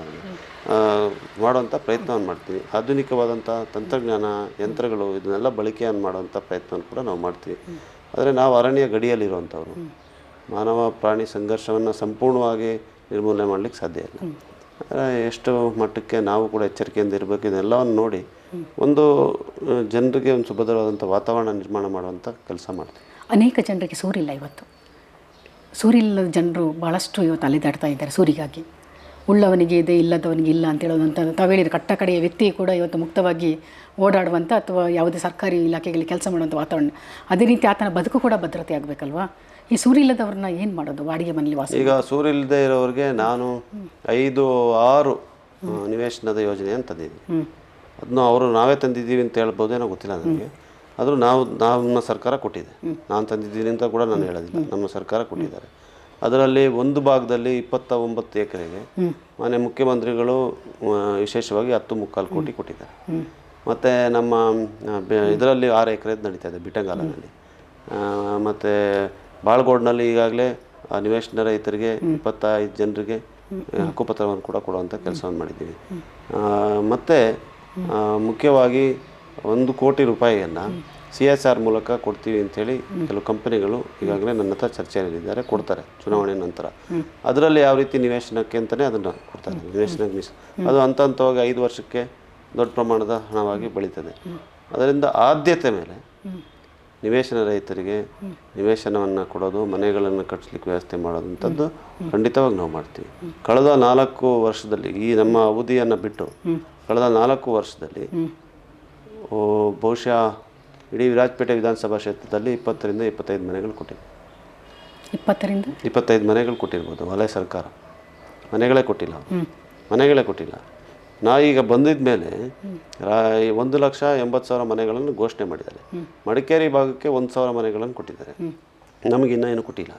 ನಾನು ಸಚಿವರ ಜೊತೆ ಮಾತಾಡಿದ್ದೀನಿ, ಮುಖ್ಯಮಂತ್ರಿಗಳ ಜೊತೆ ಮಾತಾಡಿದ್ದೀನಿ. ಚುನಾವಣೆ ಆಗಿದ ತಕ್ಷಣ ಖಂಡಿತವಾಗಿ ನಮಗೂ ಮನೆ ಕೊಡುವಂಥದ್ದು ಮಾಡ್ತೀವಿ ಅಂತ ಹೇಳಿದ್ದಾರೆ. ಅದಲ್ಲದೆ ನನ್ನದೇ ಆದಂಥ ಈಗ ಬೇರೆ ಬೇರೆ ಇಲಾಖೆ, ಇದು ಇದು ಹೌಸಿಂಗ್ ಮಿನಿಸ್ಟರ್ ಹೇಳಿರುವಂಥದ್ದು.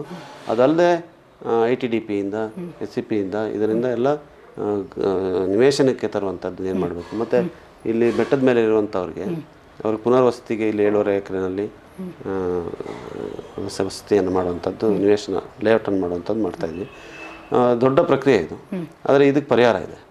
ಈ ಮಾನವಾನೆ ಸಂಘರ್ಷ ಥರ ಯಾವುದು ಪರಿಹಾರ ಅಂತ ಹುಡುಕುವಂಥ ಪರಿಸ್ಥಿತಿ ಇಲ್ಲ. ಇದಕ್ಕೆ ಪರಿಹಾರ ಇದೆ, ಇದಕ್ಕೆ ಯೋಜನೆಗಳು ಕೂಡ ಇದೆ. ಅದೆಲ್ಲವನ್ನು ತರ್ತೀವಿ. ನೀವು ಮಾತಾಡ್ತಾ ಹೇಳಿರಿ 1,000 ಮನೆಗಳಷ್ಟು ಮಡಿಕೇರಿಗೆ ಆಗಿದೆ ಅಂತ. ಆಗಿದೆಯಾ? ಹೌದು, ಅಂದರೆ ಕೊಟ್ಟಿದ್ದಾರೆ, ಸರ್ಕಾರಿ ಆದೇಶ ಮಾಡಿದ್ದಾರೆ.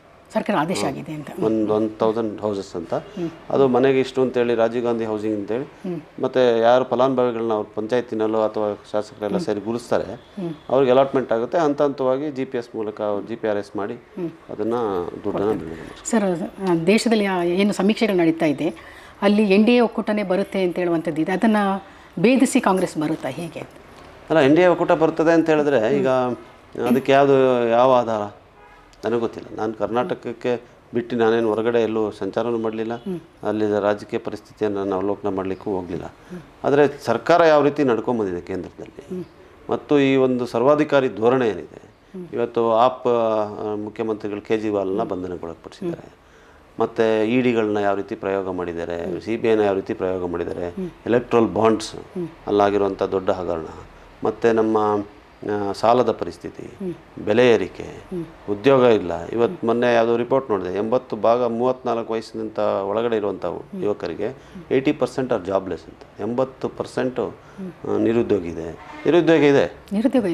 ಆದ್ದರಿಂದ ಇದ್ಯಾವುದನ್ನು ಪರಿಹರಿಸಲಿಕ್ಕಾಗಿಲ್ಲ. ಇನ್ಫ್ಲೇಷನ್ ಪರಿಹರಿಸಲಿಕ್ಕಾಗಿಲ್ಲ. ಡಾಲರ್ ವರ್ಸಸ್ ರೂಪಿ ಗಗನಕ್ಕೇರಿದೆ. 87 ರೂಪಾಯಿ ಇದೆ, 45 ಅಂತ ಹೇಳಿ ಭಾಷಣ ಮಾಡಿದ್ರು.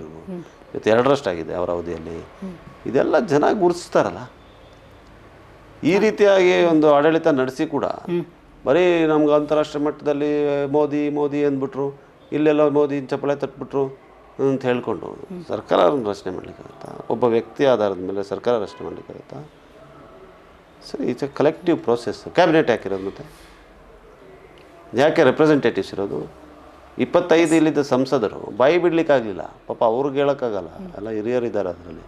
ಒಂದು ಬಾಯಿ ಬಿಡ್ಲಿಕ್ಕಾಗಲಿಲ್ಲ. ಇವತ್ತು ನಮ್ಮ GST ಡೆವಲ್ಯೂಷನ್ ಆಫ್ ಟ್ಯಾಕ್ಸಸ್ನಲ್ಲಿ ನಮಗಾಗಿರೋಂಥ ಶೇರ್ ಅಲೋಕೇಶನ್ ಆಗಿಲ್ಲ. ಅವರು ಘೋಷಣೆ ಮಾಡಿರೋಂಥದ್ದು 14th ಫೈನಾನ್ಸ್ನಲ್ಲಿ ಇದ್ದಂಥದ್ದು ಮತ್ತು 15th ಫೈನಾನ್ಸ್ನಲ್ಲಿ GST ಡೆವಲ್ಯೂಷನಲ್ಲಿ ಇರುವಂಥ ವ್ಯತ್ಯಾಸ 1.5%, 1% ಚಿಲ್ಲರೆ. ಅದನ್ನು ಸರಿಪಡಿಸ್ಲಿಕ್ಕೋಸ್ಕರ 15ನೇ ಫೈನಾನ್ಸ್ ಕಮಿಷನ್ನಲ್ಲಿ ಮತ್ತು ಬಡ್ಜೆಟ್ನಲ್ಲಿ 15ನೇ ಫೈನಾನ್ಸ್ ಕಮಿಷನ್ನಲ್ಲಿ ಇರುವಂಥ ವ್ಯತ್ಯಾಸ 14th ಫೈನಾನ್ಸ್ಗೂ 15th ಫೈನಾನ್ಸ್ಗೂ ಅದನ್ನು ಸರಿಪಡಿಸ್ಲಿಕ್ಕೆ ಬಡ್ಜೆಟ್ನಲ್ಲಿ ನಿರ್ಮಲಾ ಸೀತಾರಾಮನವರು ಲೋಕಸಭೆಯಲ್ಲಿ ರಾಜ್ಯಸಭೆಯಲ್ಲಿ ಘೋಷಣೆಯನ್ನು ಮಾಡಿದರು. ನಾವು 6,000 ಕೋಟಿ ಅಪ್ಪರ್ ಭದ್ರಾ ಪ್ರಾಜೆಕ್ಟ್ ಕೊಡ್ತೀವಿ, 5,000 ಚಿಲ್ಲರೆ ಕೋಟಿ ಬೆಂಗಳೂರಿಗೆ ಕೊಡ್ತೀವಿ, ಅದರಲ್ಲಿ 2,000 ಕೋಟಿ ಕೆರೆಗಳಿಗೆ ಕೊಡ್ತೀವಿ ಅಂತೇಳಿ 1 ಪೈಸಾ ಕೊಟ್ಟಿಲ್ಲ. ಕುಡಿಯೋ ನೀರಿನ ಪರಿಸ್ಥಿತಿ ಇವತ್ತು ಅಲ್ಲಿ ಕೆರೆಗಳೆಲ್ಲ ಬತ್ತೋಗಿರೋದ್ರಿಂದ ಅದಕ್ಕೆ ಕೊಡಬೇಕಾಗಿರೋ ಹಣ 1 ಪೈಸಾ ಕೊಟ್ಟಿಲ್ಲ. ನಮಗೆ ಬರಬೇಕಾಗಿರೋಂಥ ಅಪ್ಪರ್ ಭದ್ರಾ ಪ್ರಾಜೆಕ್ಟ್ 1 ಪೈಸಾ ಕೊಟ್ಟಿಲ್ಲ. ಬಡ್ಜೆಟ್ನಲ್ಲಿ ನೀವು ಘೋಷಣೆ ಮಾಡಿರ್ತೀವಿ, ಕೊಟ್ಟಿಲ್ಲ. ನಮಗೆ ಬರಬೇಕಾಗಿರೋಂಥ ಶೇರ್ ಅಲೋಕೇಶನ್ ಟ್ಯಾಕ್ಸಸ್ದು ನೀವು ಕೊಟ್ಟಿಲ್ಲ. ಬರ ಪರಿಹಾರಕ್ಕೆ 16,000 ಕೋಟಿ ನಾವು ಕೇಳಿದ್ವಿ, 1 ರೂಪಾಯಿ ಕೊಟ್ಟಿಲ್ಲ. ಇವತ್ತು ಮಂತ್ರಿಗಳು ಹೇಳ್ತಾ ಇದ್ದಾರೆ ನಾವು ಕೊಡೋದ್ರಲ್ಲಿ ಲೇಟ್ ಆಗಿಬಿಟ್ಟು. ನೋಡಿ, ಇಲ್ಲಿ ಈ ಥರ ಮಾತಾಡ್ತಾರಲ್ಲ, ನಾವೇ ತಂದಿದ್ದು ಅಂತ. ಆ ರೀತಿ ಕೇಂದ್ರದವ್ರು ಮಾತಾಡ್ತಾ ಇದ್ದಾರೆ. ನಾವು ಸೆಪ್ಟೆಂಬರಿಂದ ಪ್ರತಿಭಟನೆ ಮಾಡಿದ್ದೀವಲ್ಲ ಹೋಗಿ, ಇವ್ರು ಹೇಳ್ತಾರೆ ನೀವು ಕೊಡೋದ್ರಲ್ಲಿ ತಡ ಮಾಡಿಬಿಟ್ಟಿದ್ರಿ, ಅದಕ್ಕೆ ಇವತ್ತು ಚುನಾವಣೆ ಆಯೋಗ ಮುಂದೆ ಇದೆ ಅಂತ ಹೇಳ್ತಾರಲ್ಲ. ಮಾನವೀಯತೆ ಬೇಡ ಅವ್ರಿಗೆ, ಮಾನವೀಯತೆ ಬೇಡ. ಬರದಲ್ಲಿರೋರು ಯಾರು? ಬರೀ ಕಾಂಗ್ರೆಸ್ನವರ? ಬರದಿಂದ ತತ್ತರಿಸ್ತಾ ಇರೋರು ಯಾರು? ಆಮೇಲೆ ಜನ ಅರ್ಥ ಇನ್ನೊಂದು ಮಾಡ್ಕೋಬೇಕು. NDRF ಅಲ್ಲಿ ಕೊಡ್ತಾರೆ, ನ್ಯಾಷನಲ್ ಡಿಸಾಸ್ಟರ್ ರಿಸರ್ವ್ ಫಂಡ್ ಇದೆಯಲ್ಲ, ಯಾರು ದುಡ್ಡು? ಏನು ಕೇಂದ್ರಕ್ಕೆ ಬರೋವಂಥದ್ದು ಮಾತ್ರನಾ? ಕೇಂದ್ರಕ್ಕೆ ತೆರಿಗೆ ಬರೋದು ಡೈರೆಕ್ಟ್ ಟ್ಯಾಕ್ಸಸ್ ಮಾತ್ರ, ನೇರವಾಗಿ ಅವ್ರಿಗೆ ಹೋಗೋದು. ಅದರಲ್ಲೂ ಕೂಡ ಕರ್ನಾಟಕ ರಾಜ್ಯದಲ್ಲಿರೋಂಥವ್ರು, ನಮ್ಮಂಥವ್ರು, ನಿಮ್ಮಂಥವ್ರು ಎಲ್ಲ ಕೂಡ ತೆರಿಗೆ ಕಟ್ತೀವಿ. ಮತ್ತು GSTನಲ್ಲಿ ಹೋಗೋಂಥದ್ದು ಪಾಲ್ದಾರಿಕೆ ಇದೆಯಲ್ಲ, ಡೈರೆಕ್ಟ್ ಟ್ಯಾಕ್ಸ್ನಲ್ಲೂ ನಮಗೆ ಪಾಲು ಇದೆಯಲ್ಲ. ಇದೆಲ್ಲ ಟ್ಯಾಕ್ಸ್ನ ನೀವು ತೊಗೊಂಬಿಟ್ಟು ನಮಗೆ ಕೊಡಬೇಕಾಗಿರುವಂಥ ಡಿಸಾಸ್ಟರ್ ರಿಸರ್ವ್ ಫಂಡಿಂದ ಬರಬೇಕಾಗಿರುವಂಥ ಇದು ನಮ್ಮ ಬರ ಪರಿಸ್ಥಿತಿಯನ್ನು ನಿವಾರಣೆ ಮಾಡಲಿಕ್ಕೆ ನೀವು ಕೊಡೋದಿಲ್ಲ ಅಂತ ಹೇಳಿದ್ರೆ ಅದು ರಾಜಕಾರಣ ಅಲ್ವಾ? ಅದೇ ರಾಜಕಾರಣ ಅಲ್ವಾ? ಅದು ಮಾಡಬಾರ್ದು, ಅದು ಅಮಾನ್ಯವಾದಂಥ ರಾಜಕಾರಣ. ಬಟ್ ಆ ಥರ ಮಾಡ್ತಾಯಿದ್ದಾರೆ. ಅದನ್ನು ಜನ, ಈ ರಾಜ್ಯದ ಜನ, ರಾಷ್ಟ್ರದ ಜನ ಗುರುತಿಸ್ತಾರೆ ಅಂತೇಳುವಂಥ ವಿಶ್ವಾಸ ನನಗಿದೆ. ಅದರಿಂದ NDA ಸರ್ಕಾರ ರಚನೆ ಮಾಡಲಿಕ್ಕೆ ಆಗೋದಿಲ್ಲ ಅಂತೇಳುವಂಥ ನಂಬಿಕೆ. ಸರ್, ಎಲ್ಲ ಮಾತಾಡಿ ಒಂದು ಬಿಟ್ಟು ಹೋದರೆ ಬಹುಶಃ ನನಗೆ ಅದು ಕಷ್ಟ ಅಂತ ಅನಿಸುತ್ತೆ. ಯಾಕೆಂದರೆ ಆನೆ ಮಾನವ ಸಂಘರ್ಷ ಅಂತ ಬರುವಾಗ ತಕ್ಷಣ ನೆನಪಿಗೆ ಬರುವಂಥ ಹೆಸರು ಸಂಕೇತ್ ಪೂವೆ ಅವ್ರದ್ದು. ಯಾಕೋ ಇತ್ತೀಚಿನ ದಿನದಲ್ಲಿ ಸಂಕೇತ್ ಪೂವೆ ನಿಮ್ಮ ಜೊತೆ ಮುನಿಸಿಕೊಂಡಿದ್ದಾರೆ ಅಂತ ಅನ್ನಿಸ್ತಾ ಇದೆ. ಹೌದು? ಇಲ್ಲ, ಮೊನ್ನೆ ಕೂಡ ನಾವು ನಮ್ಮ ಒಬ್ಬ ಕಾರ್ಯಕರ್ತರು ತೀರೋದು, ಗುಂಡೇಟಿಗೆ ಬಲಿಯಾಗಿದ್ದು ಪ್ರಕಾಶ್ ಅಂತೇಳಿ. ಅವರ ಸಾವಿಗೆ ಜೊತೆಗೆ ಹೋದ್ವಿ, ಇಲ್ಲೇ ಬಂದಿದ್ದರು. ನಾನು ಅವ್ರ ಜೊತೆಯಲ್ಲಿ ಕಾರ್ನಲ್ಲೇ ಹೋದ್ವಿ. ಅವ್ರಿಗೆ ಸ್ವಲ್ಪ ಆರೋಗ್ಯ ಚೇತರಿಸ್ಕೊಂಡ್ಮೇಲೆ ಪ್ರಚಾರಕ್ಕೆ ಬರ್ತೀನಿ ಅಂತ ಹೇಳಿದ್ದಾರೆ. ಮೊನ್ನೆ 2 ದಿವಸದಿಂದನೂ ಕೂಡ ಮಾತಾಡಿದೆ.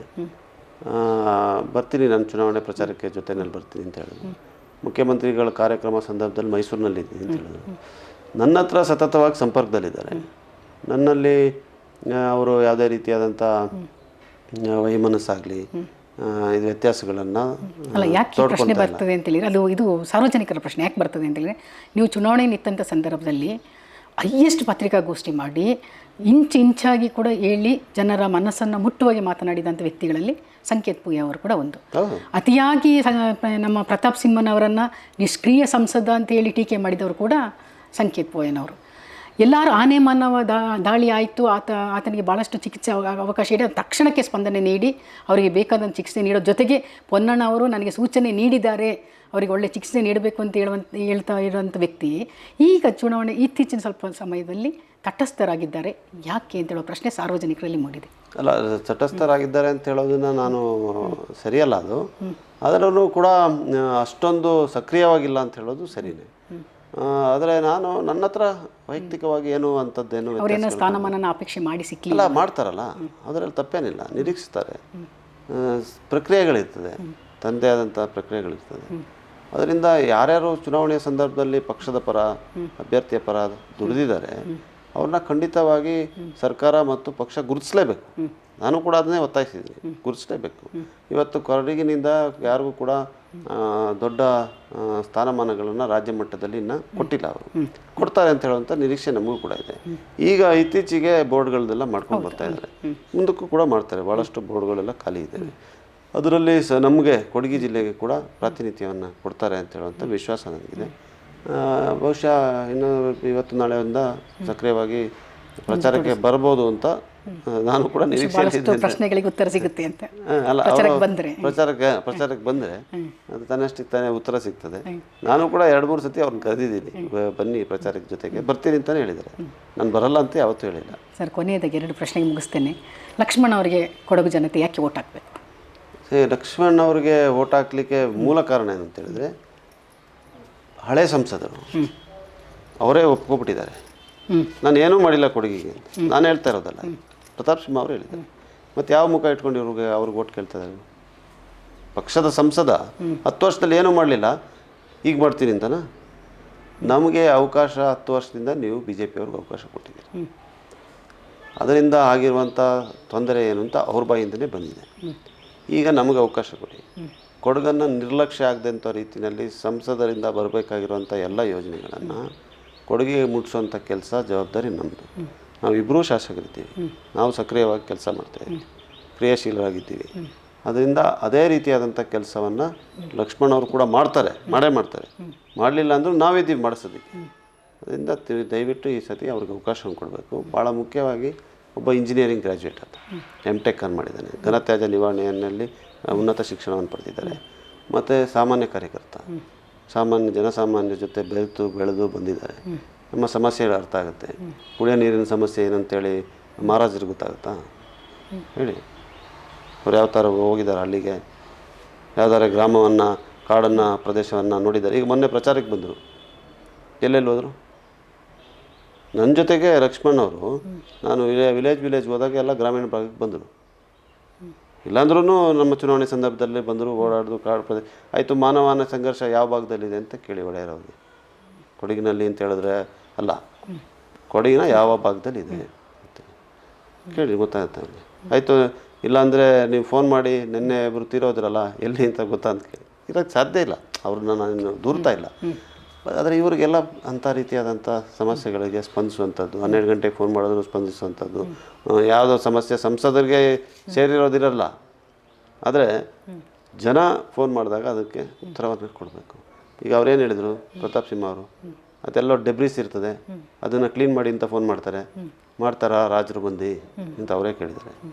ಪೊಲೀಸ್ ಸ್ಟೇಷನು, ತಾಲೂಕು ಆಫೀಸು ಸಮಸ್ಯೆಗೆ ಒಂದೊಂದು ಸತಿ ಹೋಗ್ಬೇಕಾಗುತ್ತೆ. ಅವ್ರು ಬಂದಿದ್ದಾರೆ, ಪ್ರತಾಪ್ ಸಿಂಹ ಅವರು ಯಾವುದೋ ಸುಳ್ಳು ಕೇಸ್ನಲ್ಲಿ ಬಂದಿದ್ದರು ಅವರು ಗೋಣಿಕೊಪ್ಪ ಪೊಲೀಸ್ ಸ್ಟೇಷನ್ಗೆ, ಅವರು ಮತ್ತು ಮಾಜಿ ಶಾಸಕರು. ಆ ರೀತಿಯಾಗಿ ಆವಾಗ ಪಕ್ಷ ಕಟ್ಟಲಿಕ್ಕೆ ಅವಕಾಶ ಅದನ್ನು ಮಾಡ್ತಾರಾ? ಮಾಡೋಕ್ಕೆ ಸಾಧ್ಯ ಇಲ್ಲ. ಆದರೆ ಇವರು ಸದಾಕಾಲ ಜನರ ಜೊತೆ ಇರ್ತಾರೆ, ಜನರ ಸಮಸ್ಯೆಗೆ ಸ್ಪಂದಿಸ್ತಾರೆ. ನಾನು 10 ರಿಂದ 15 ದಿವಸ ಕೊಡಗಿನಲ್ಲಿ ಪ್ರತಿ ತಿಂಗಳು ಇರ್ತೀನಿ, ನನ್ನ ಕಚೇರಿ ಇರ್ತದೆ ಅಂತ ಹೇಳುವಂಥ ಮಾತನ್ನು ಕೂಡ ಹೇಳಿದ್ದಾರೆ.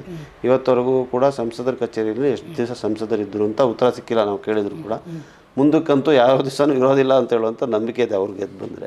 ಅದರಿಂದ ಇವ್ರನ್ನ ಗೆಲ್ಲಿಸಿ ಜನರ ಜೊತೆ ಇರ್ತಾರೆ, ಜನರ ಕಣ್ಣೀರು ಒರೆಸುವಂಥ ಕೆಲಸವನ್ನು ಮಾಡ್ತಾರೆ, ಜನರ ಸಮಸ್ಯೆಗಳಿಗೆ ಸ್ಪಂದಿಸ್ತಾರೆ. ಆ ರೀತಿಯಾದಂಥ ಅಭ್ಯರ್ಥಿ ಲಕ್ಷ್ಮಣ್ ಅವರು, ಅವರಿಗೆ ಮತವನ್ನು ಕೊಟ್ಟು ಗೆಲ್ಲಿಸಿ ಅಂತ ನಿಮ್ಮ ಮೂಲಕ ಪ್ರಾರ್ಥನೆ ಮಾಡ್ತೀನಿ. ಸರ್, ಸುಮಾರು 1 ಗಂಟೆಗಳ ಕಾಲ ಮುಕ್ತವಾಗಿ ಚರ್ಚೆ ಮಾಡಿದ್ವಿ. ಏನೇನು ಅಭಿವೃದ್ಧಿ ಕೆಲಸಗಳಾಗಬೇಕು, ಅದು ಇನ್ನು ಮುಂದೆ ಏನೇನು ಆಗಬೇಕು ಅಂತ. ತಮ್ಮದು ಭಾಳಷ್ಟು ದೂರದೃಷ್ಟಿ ಇದೆ. ಕೇವಲ 8-9 ತಿಂಗಳಲ್ಲಿ ಅನೇಕ ಅಭಿವೃದ್ಧಿ ಕೆಲಸನ ಮಾಡಿ ಜನಪ್ರಿಯ ನಾಯಕ ಅಂತ ಹೇಳುವಂಥ ಹೆಸರನ್ನು ಚಾಪುತ್ಕೊಂಡು ಕೊಡಗಿನಲ್ಲಿ, ಅದರಲ್ಲೂ ವಿರಾಜಪೇಟೆ ಕ್ಷೇತ್ರದಲ್ಲಿ ನಿಮ್ಮದೇ ಆದ ಚಾಪನ್ನು ಮಾಡಿಸ್ಕೊಂಡು ಬಂದಿದ್ದೀರಾ. ಮುಂದೆ ಕೂಡ 4 ವರ್ಷ 2 ತಿಂಗಳ ಸೇವೆ ತಮಗೆ ಸಿಗಲಿ. ಒಂದು ಒಳ್ಳೆಯ ರಾಜಕಾರಣಿ, ಒಂದು ವಕೀಲ ವೃತ್ತಿಗಿಂತ ಈಗ ರಾಜಕಾರಣಿ ಅಂತ ಹೇಳುವಂಥದ್ದೇ ತಮ್ಮ ಇಡೀ ಹಾವಭಾವ ಇರ್ಬೋದು, ತಮ್ಮನ್ನ ಮಾತಿನ ಶೈಲಿ ಇರ್ಬೋದು, ಅಥವಾ ತಾವು ಬಹಳ ಬುದ್ಧಿವಂತರು. ಯಾಕೆಂತೇಳಿ ಹೇಳಿ ಮಾಡಿ ಏಕೆ ಸುಬ್ಬಯ್ಯನವರ ಮಗ ತಾವು, ತಂದೆಯ ಗುಣ ಖಂಡಿತವಾಗಿ ಬಂದೇ ಬರುತ್ತೆ. ಆ ಚಾಣಾಕ್ಷ ಬುದ್ಧಿ ಏನಿದೆ ಅದು ತಮ್ಮ ಕೈಲಿದೆ. ಚುನಾವಣೆ ಸಂದರ್ಭದಲ್ಲಿ ನೋಡಿದ್ದೇನೆ, ಈಗಲೂ ನೋಡಿದ್ದೇನೆ. ಎಲ್ಲಿ ಕೂಡ ಯಾರ ಮಾತಿಗೂ ಕೂಡ ಸಿಗದೆ ನುಣಿಸ್ಕೊಂಡು ಹೋಗುವಂಥದ್ದು ಇಲ್ಲದೆ ನೇರವಾಗಿ ಮಾತುಗಳಿಂದ ಜನಸಾಮಾನ್ಯರ ಮನಸ್ಸನ್ನು ಗೆದ್ದಿದ್ದೀರಾ. ಇದೇ ರೀತಿ ವಿರಾಜಪೇಟೆ ಮಾತ್ರ ಅಲ್ಲ, ಕೊಡಗಿನ ಅಭಿವೃದ್ಧಿಯತ್ತ ಚಿಂತನೆ ಅರಿಸಿ ಅಂತ ಹೇಳ್ತಾ 1 ಗಂಟೆಗಳ ಮುಕ್ತವಾಗಿ ನಮ್ಮ ಜೊತೆ ಕದನ ಕಣದಲ್ಲಿ ಎಲ್ಲ ಪ್ರಶ್ನೆಗಳಿಗೆ ಉತ್ತರ ನೀಡಿದ ತಮಗೆ ರಾಜಕೀಯದಲ್ಲಿ ಉನ್ನತ ಭವಿಷ್ಯ ಸಿಗಲಿ ಅಂತ ಹೇಳ್ತಾ, ಎಲ್ಲ ಜನಸಾಮಾನ್ಯರ ಕಟ್ಟಕಡೆ ಸಾಮಾನ್ಯ ವ್ಯಕ್ತಿಯೇ ಕೂಡ ತಮ್ಮಿಂದ ಒಂದು ನಿರೀಕ್ಷೆಯ ಬೆಳಕಾಗಲಿ ಅಂತ ಹೇಳ್ತಾ ಈ ಸಂದೇಶನ ಮುಗಿಸ್ತೇನೆ. Thank you sir. ಪ್ರಿಯ ವೀಕ್ಷಕರೇ, ಇದು ಇವತ್ತಿನ ವಿಶೇಷ. ಮತ್ತೊಬ್ಬ ಅಭ್ಯರ್ಥಿಯೊಂದಿಗೆ ಮತ್ತೆ ಭೇಟಿಯಾಗ್ತೇನೆ. ಸಕಾಲಿಕ ಸುದ್ದಿ, ಸದಾಭಿರುಚಿ ಮನೋರಂಜನೆಗಾಗಿ ನೋಡ್ತಾನೇ ಇರಿ. ನಮಸ್ಕಾರ.